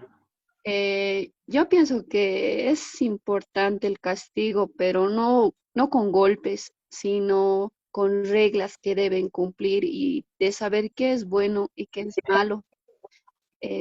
Por ejemplo, también darles su premio, ¿no? Así, darles a conocer qué es el castigo y qué es el premio, o sea, qué es lo bueno y qué es lo malo. Y eso en los niños, estamos hablando de los niños. Pero como también estaba escuchando de mi compañero, que sí, efectivamente, antes había golpes y todo, y creo que para algunas personas era mejor, pero hoy en día, tal vez por la tecnología, por muchas cosas, ya no, digamos, pero mi punto de vista, el castigo es mejor que existan reglas, más o Ok, menos así. ya, gracias. Karen, te escuchamos. Y luego Sí, Hans, y con eso cerramos. ay, tengo que bajar. Ya, súper. Justo estaba viendo un mensaje en el Facebook, en una de las redes sociales, el día de ayer. Un ejemplo de que un niño había ensuciado la pared de un centro con barro. Entonces, esto dio a conocer al niño de este centro a la mamá. Y resulta que la mamá, de regañarla, quería enseñarle y castigar, ponerle límites con ejemplos y con enseñanza. Lo que hizo la mamá fue al centro con el niño e hizo que limpiara todo lo que había ensuciado. Entonces el dueño del centro decía, yo solamente esperaba una disculpa, yo solamente esperaba que tal vez el niño venga y se... Pero la mamá se le enseñó, le castigo con ejemplo, con enseñanza. Entonces yo veo que esa es una gran diferencia. Nos podemos tener el castigo sí o sí sea. Uy, te estamos perdiendo, Karen. Aló, Karen. Ahí se perdió Karen. Bueno, a ver, más o menos lo hemos entendido. A ver, Hans más, por favor, hasta que vuelva Karen. Ok, buenas tardes. Hola. Desde mi punto de vista, bueno, para empezar, castigo no necesariamente es algo físico, no golpear, yo no estoy de acuerdo con que debe golpear a los niños y obviamente tampoco, mucho menos a personas mayores. Para el conductismo, los premios y los castigos tienen el mismo fin, ¿no? Son justamente para moderar la conducta, para que hagamos lo que tenemos que hacer o lo que se espera de nosotros. Entonces, no me parece que esté tan mal por ese lado. Incluso hay estudios, ¿no?, que demuestran que los castigos son más efectivos que los premios para modelar una conducta. Sin embargo, eso es en el corto plazo, ¿no? En el largo plazo hay otras teorías del psicoanálisis, por ejemplo, que nos dicen que nos genera traumas, por ejemplo, y en el futuro nos puede causar algún tipo de problema ya cuando somos mayores, si hemos sido muy castigados, muy reprimidos, etcétera. Todas estas cosas hay que tomar en cuenta, yo creo. Y obviamente yo también tengo hijos, no creo que sea malo un castigo de vez en cuando para algo, obviamente no castigos físicos, pero sí algún refuerzo negativo o algún castigo, ¿no? Ok, gracias. A ver, yo les quiero decir algo. Si se dan cuenta, todos los seres humanos, me animo a decir todos, vivimos con premios y castigos. Todos los seres humanos. Es decir, a ver, ejemplo, si yo salgo y dejo mi vehículo en un lugar prohibido, donde me han dicho que no debo dejar mi vehículo, voy a volver y voy a tener una grampa en el auto. Eso es un castigo. Si yo no voy a mi trabajo, o si yo no trabajo, el primer memorando, el segundo y el tercer castigo que yo tengo será pues que me boten del trabajo. Y de allá, fuera de acá, usted ya no puede trabajar, ha incumplido una regla y una norma. Es muy cierto lo que dicen la mayoría de ustedes. El castigo no necesariamente es un castigo físico. O sea, cuando relacionamos los castigos al, qué sé yo, al maltrato físico es cuando cometemos ese error. Se ha mencionado, han dicho, a mí me causa mucha entre risa y rabia cuando dicen, antes nos golpeaban y por eso somos buenas personas ahora. Antes mi mamá me daba con el quimsacharani, con la chancleta, con no sé quién, dependiendo dónde estemos, y por eso soy profesional. ¿No? El dolor y el castigo físico no era lo que corregía la conducta. Era el miedo a eso, era lo que había detrás, era ¿qué se llama? La reprimenda que se iba a tener, el daño que había detrás, psicológico sobre todo, que venía con la agresión física.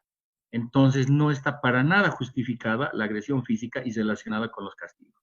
Todos los seres humanos vivimos con castigos y recompensas, a nivel de conductismo, a nivel de construcción de personalidad, a nivel de muchas cosas que podemos ir a analizar, tal vez desmenuzarnos, qué sé yo, teóricamente, pero vivimos con castigos y recompensas.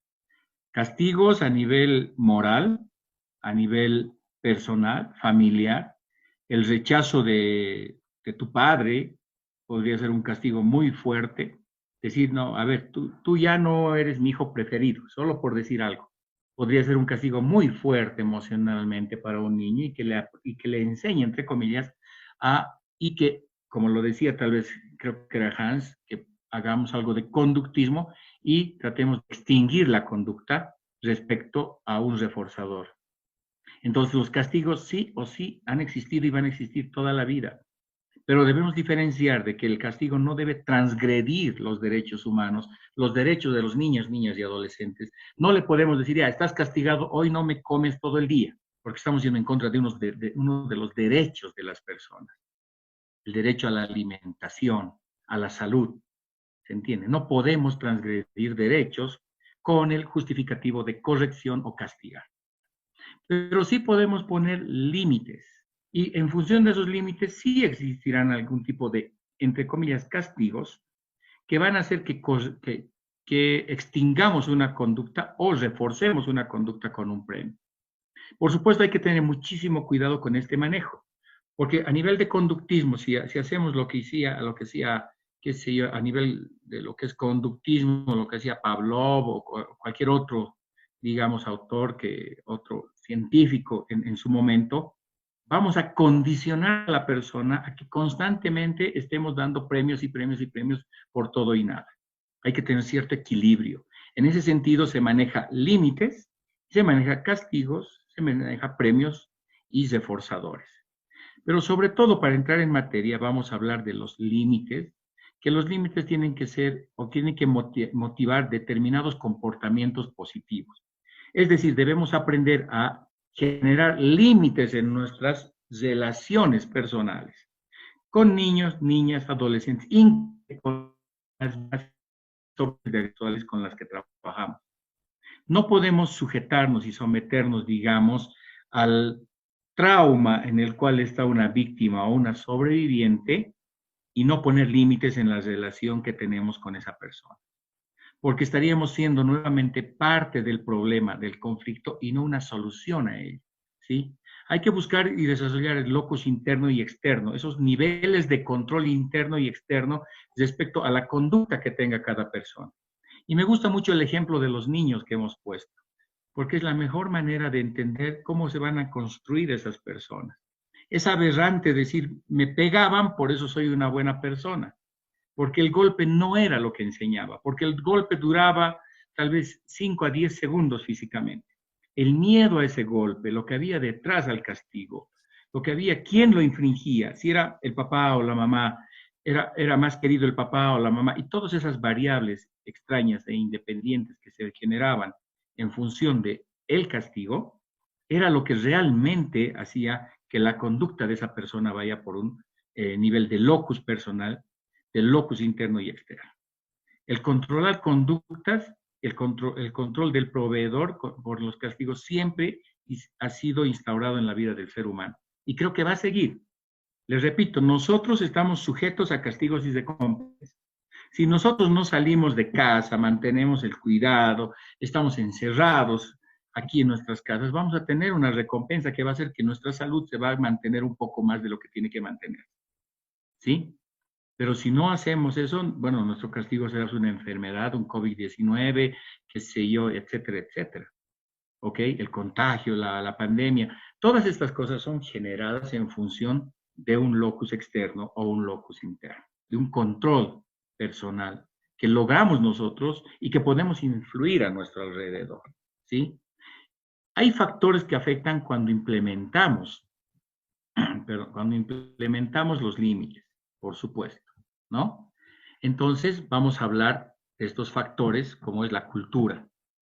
La cultura, como es la disciplina en mi cultura. ¿Cómo nosotros vamos a ver? A ver, les doy un ejemplo para que se entienda fácil. Culturalmente estamos acostumbrados a que nos den un chicotazo.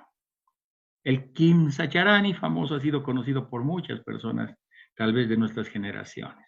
Esta cultura, como es la disciplina que genera, va a influir muchísimo en lo que significan estos factores, ¿no? La experiencia personal, cómo fui disciplinado de niño, ¿me pegaron, no me pegaron? ¿O fui producto, digamos, de una educación, como el ejemplo que nos daba la compañera hace rato?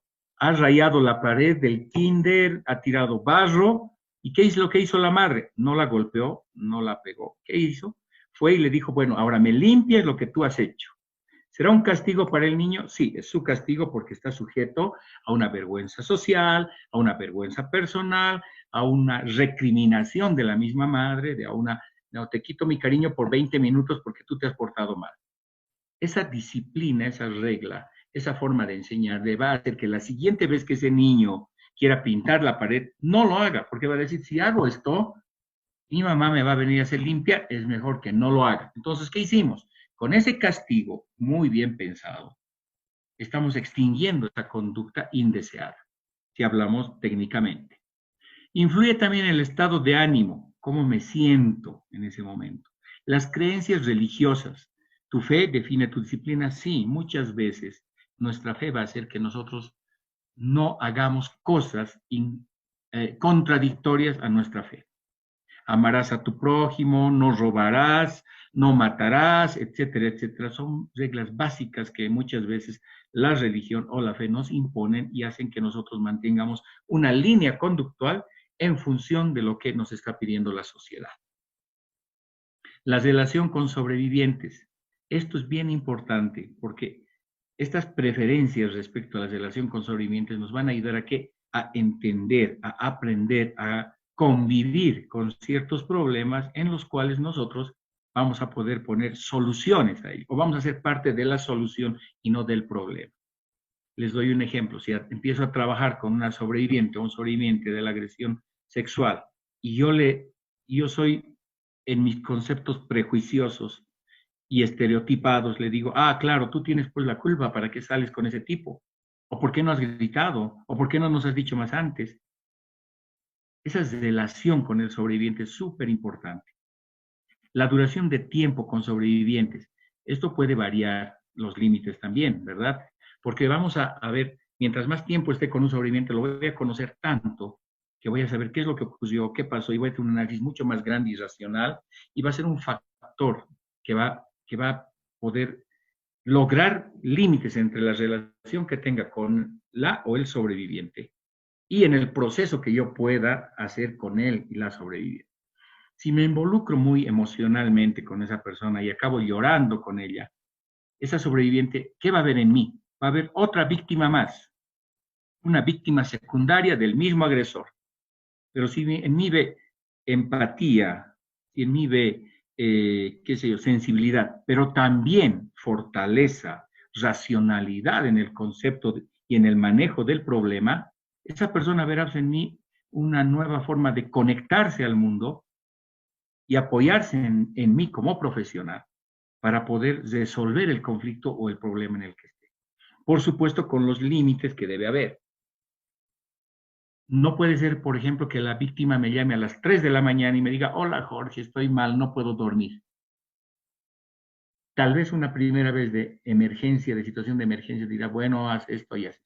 La segunda vez que lo hago, la tercera, yo tendré como profesional poner límites a esa relación y decirle, bueno, tú vas a hacer esto y esto, pero no me puedes llamar a las 3 de la mañana, sino tienes que aprender a sobrevivir sola, a ser una sobreviviente a la situación.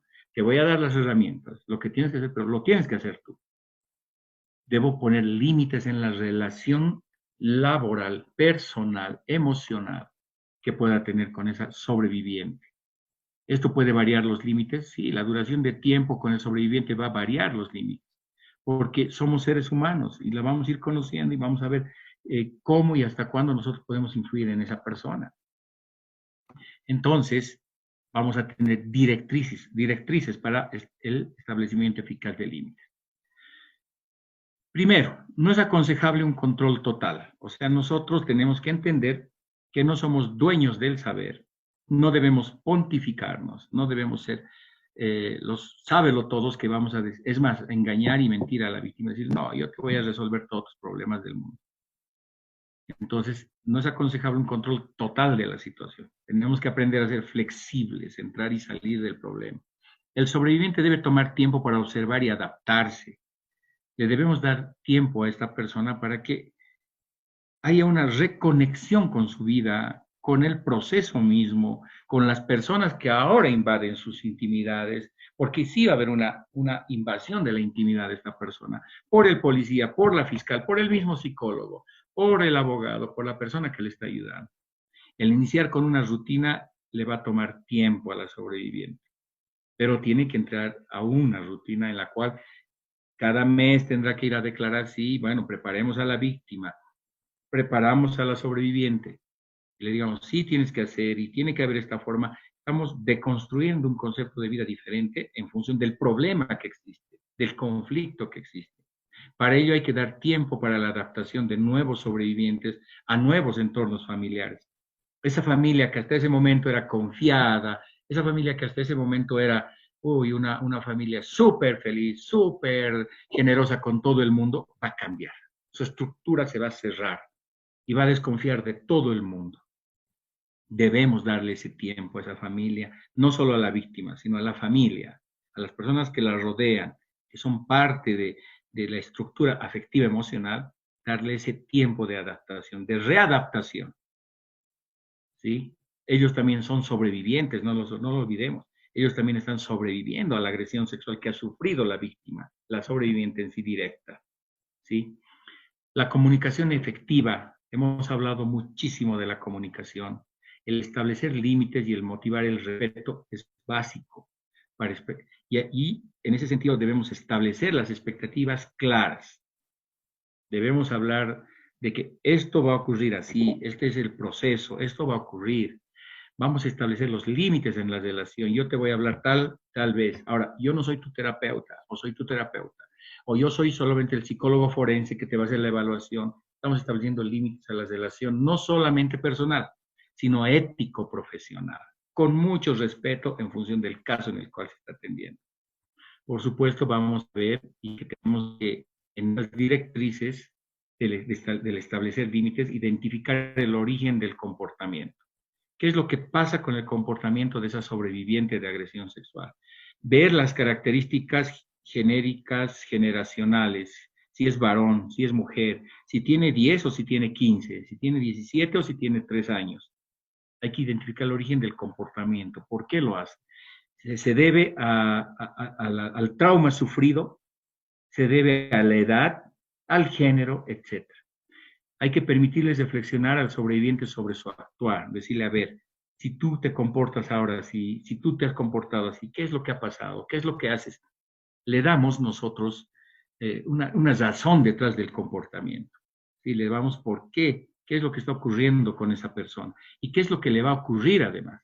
¿Qué estamos generando? Expectativas positivas, creando factores resilientes a su problema, a su conflicto, para que sepa dónde está ubicado, dónde está ubicada y qué es lo que le conviene hacia adelante, cómo ella o él mismo puede generar una nueva expectativa de vida, un nuevo proyecto de vida, con su dificultad, porque no se va a olvidar, no hay pastillas de amnesia, No existe una inyección, no vamos a hacer una lobotomía para que pierda la memoria.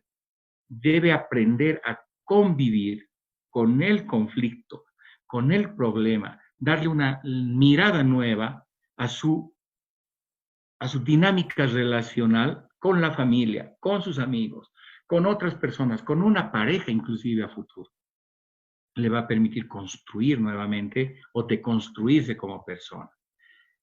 Estas directrices para el establecimiento eficaz de límites también tienen que ver este ejemplo positivo. O sea, nosotros no le podemos hablar a una persona y decirle, tienes que salir adelante, tienes que luchar, si nosotros somos perdedores en la vida.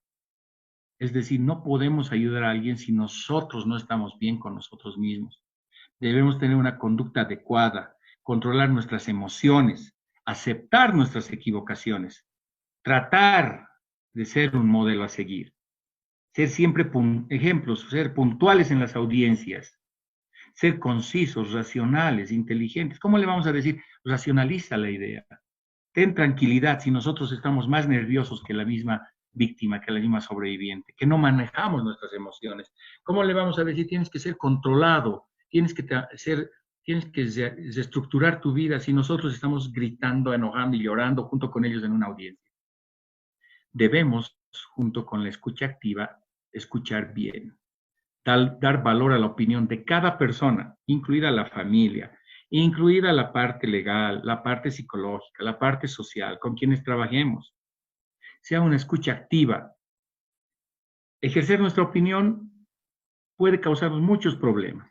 Es diferente dar nuestra opinión que consensuar una opinión. Es diferente decir, no, a ver, tú te has portado mal y vas a ser una persona mala, a decir, pucha, lo que pasó fue esto. Explicar en vez de hacer juicios de valor. Espero que se entienda. Nosotros, si ejercemos podemos tener una construcción bien diferente a la víctima.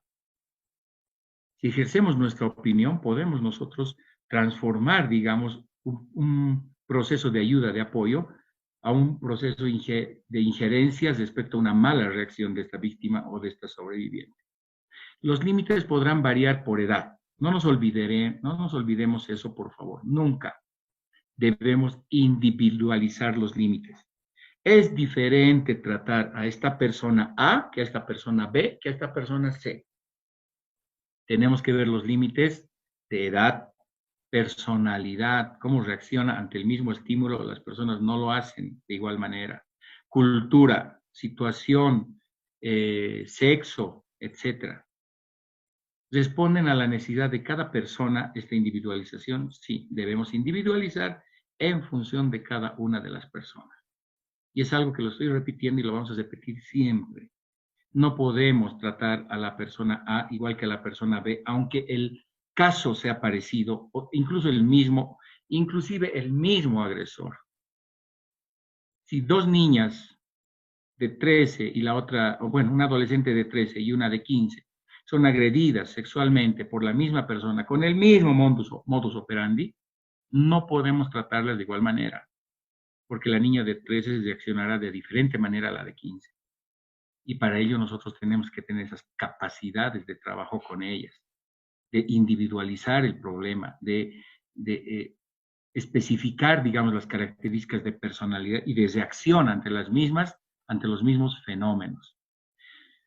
Abstenerse de hablar sobre límites cuando la persona está molesta. O sea, no le podemos decir a una persona que está renegando, llorando, estresada, bueno, ahora tú vas a hacer esto y tú vas a hacer esto.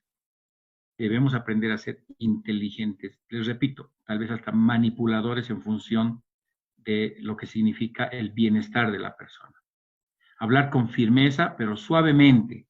Parece contradictorio, pero se puede. Ser firme, pero suave.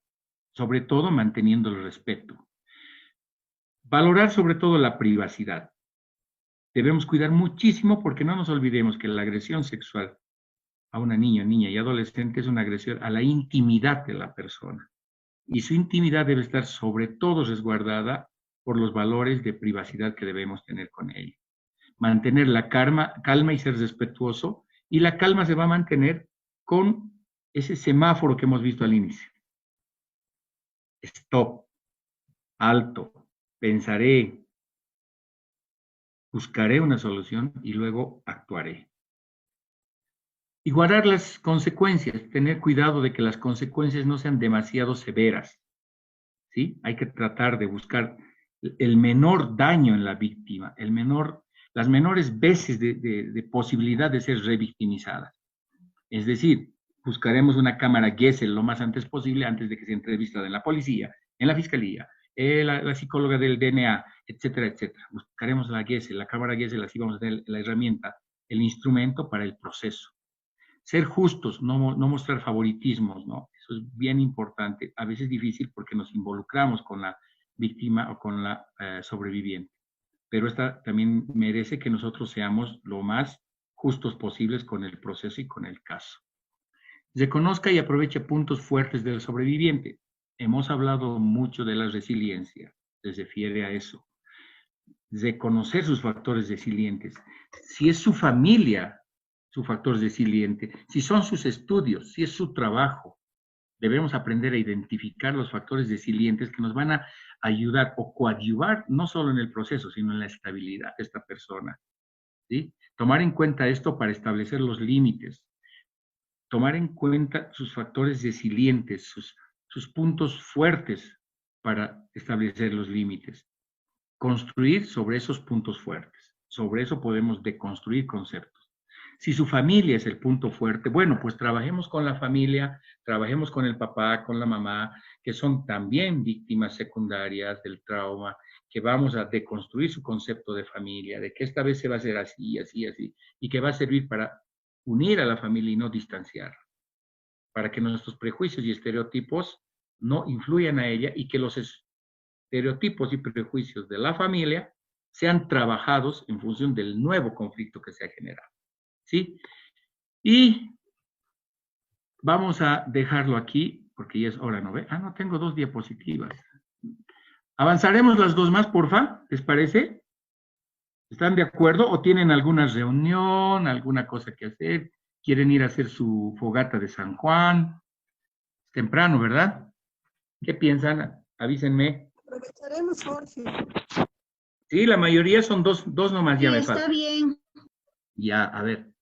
Espero que no se vayan. Voy a contar aquí. ¿Cuántos son? A ver, espérenme. 51, ¿ves? 56 eran. Ya se han ido 5. Ya. Voy a hacerlo rapidito, ¿ok? Existen métodos para establecer límites. Estos son algunos, por supuesto.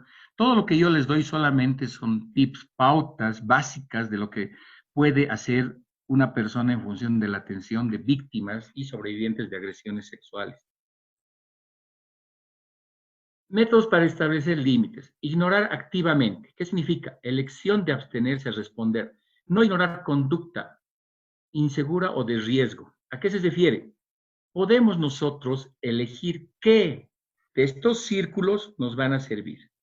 Podemos elegir que, por ejemplo, si la familia es un factor resiliente, podemos elegir trabajar con la familia. O podemos abstenernos de hacerlo porque dentro de la familia ha habido complicidad en la agresión sexual. ¿Sí? No podemos ignorar la conducta insegura o de riesgo.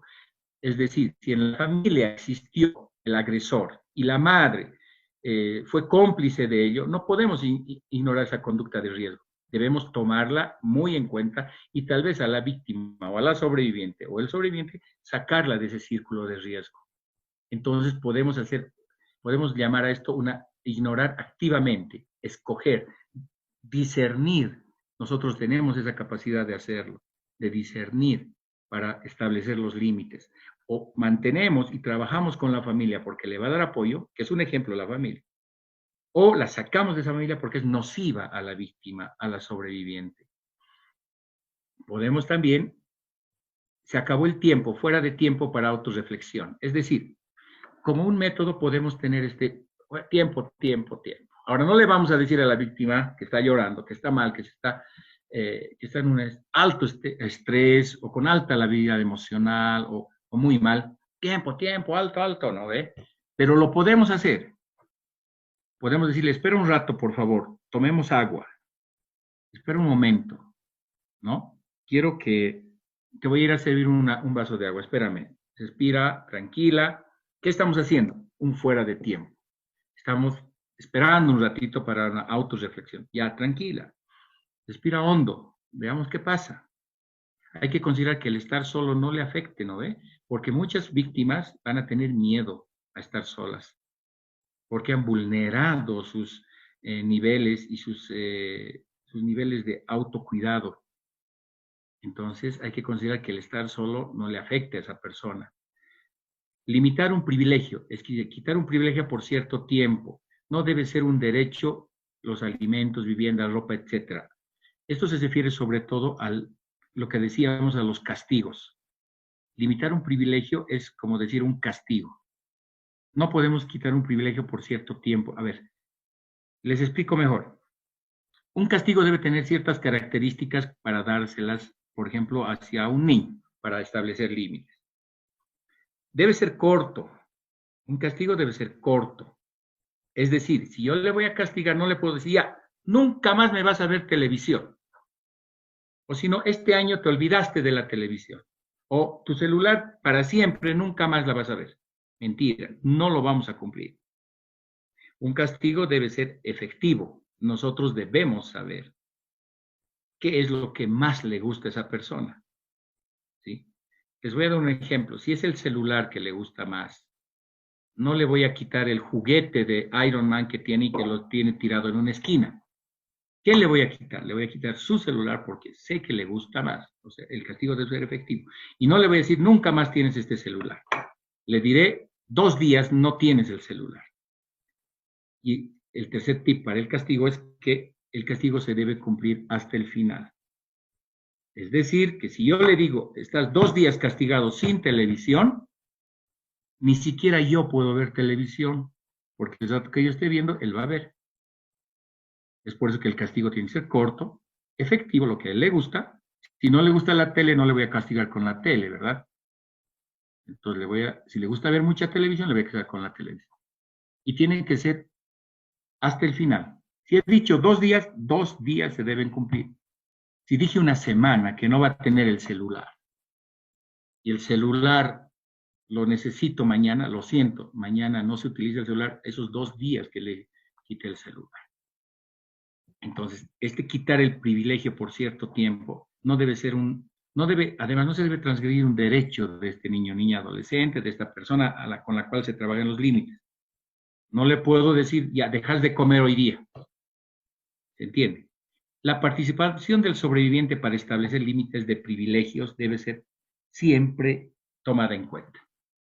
De decirle, por ejemplo, y hablo del sobreviviente porque muchos sobrevivientes nos van a querer manipular. No son pobrecitos, por favor, no son pobrecitos. Sí han sido víctimas de una agresión sexual traumática muy fuerte. Debemos trabajar con ellos, sí. Pero si yo los victimizo, si yo los vuelvo pobrecitos también, estaría pues apoyando a esa victimización, a esa revictimización. ¿Debe tener límites ese sobreviviente? Sí, debe tener límites. Debe saber cómo va a salir, cuándo va a salir, porque en función de esos límites también va a deconstruir su concepto personal, sus niveles de seguridad y, por supuesto, su conexión, su rehabilitación van a trabajarse en ese sentido. Ser asertivo en lugar de agresivo. Es decir, la asertividad significa tratar de ser correcto en las cosas que se deben hacer. Y no podemos ser agresivos con estas personas. Las debemos tratar con la dignidad y el mayor cuidado que deben tener, sin volverlos víctimas, y se darán cuenta, dirán algunos, es que es contradictorio. Parece, pero no es. Es una delgada línea de trabajo en la cual tenemos que trabajar. No podemos ser permisivos, débiles, llorar con ellos frente al problema, pero tampoco podemos ser indolentes, insensibles y no sentir nada. Tenemos una delgada línea de trabajar con sobrevivientes de agresiones sexuales. Cuando es necesario decirles, ya basta, no me llores, sal adelante, puedes salir adelante. Tienes que hacerlo, no se acabó tu vida.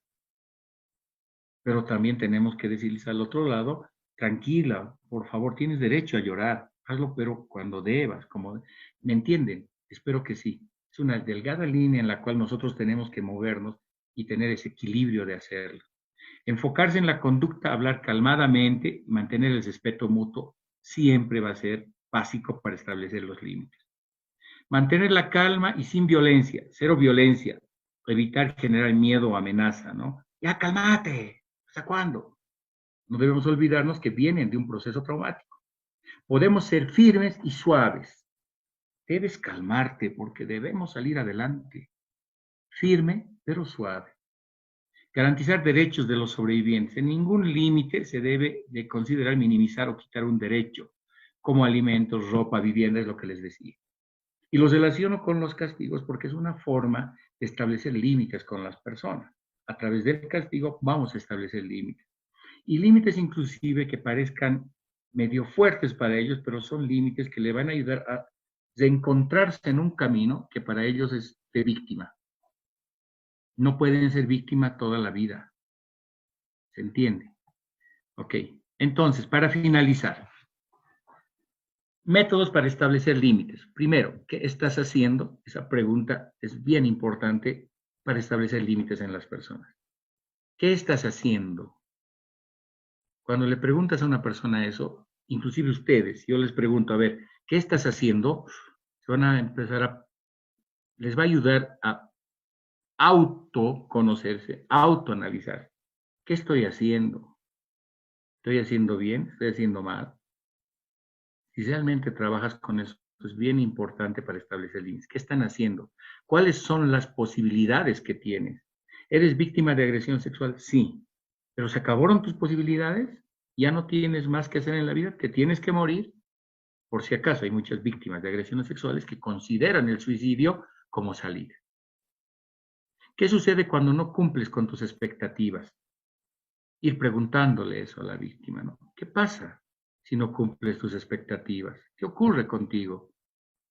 ¿Se acabaron expectativas? ¿Ya no las tienes? Y si no las tienes, reconstruyamos otras. ¿Es esto lo que quieres que suceda? O sea, ¿quieres ser toda la vida la víctima, la pobrecita, que todo el mundo te ven, ay, la han violado, ay, la han agredido? Pero yo les digo esto a nivel de un trabajo mucho más adelante, por supuesto. Mucho cuidado con decir o hacer esto inmediatamente que tengamos a la sobreviviente frente a nosotros. ¿Sí? Esto es parte de establecer límites después de un trabajo ya primero de estabilización, primero de conocimiento, de hipótesis diagnóstica y ya de trabajo. ¿Dónde quieres estar o qué quieres hacer ahora? Una pregunta básica para que esta persona vaya reubicándose en tiempo y espacio. En tiempo y espacio en función de su mismo problema, en función de su misma agresión sexual de la cual fue víctima. ¿Dónde quieres estar? ¿Qué quieres hacer ahora? ¿Qué podemos hacer? Quiero morirme, quiero irme. No, ¿cómo te vas a querer morir? Trabajar en eso, porque esa pregunta nos va a dar ese tipo de respuestas y nos va a dar el pie a ese trabajo, a trabajar en la estabilización de esa persona y su conducta y su posible reacción emotiva inclusive. ¿Qué pasará si lo vuelves a hacer? ¿Qué pasaría si, en ese sentido estamos hablando de establecer límites de cualquiera, pero si lo bajamos a nuestra sobreviviente o sobreviviente, ¿qué pasaría si te vuelve a pasar eso? ¿Qué harías? ¿Cómo reaccionarías? Entonces tratamos de construir nuevos conceptos respecto a lo que significa una nueva forma de reaccionar.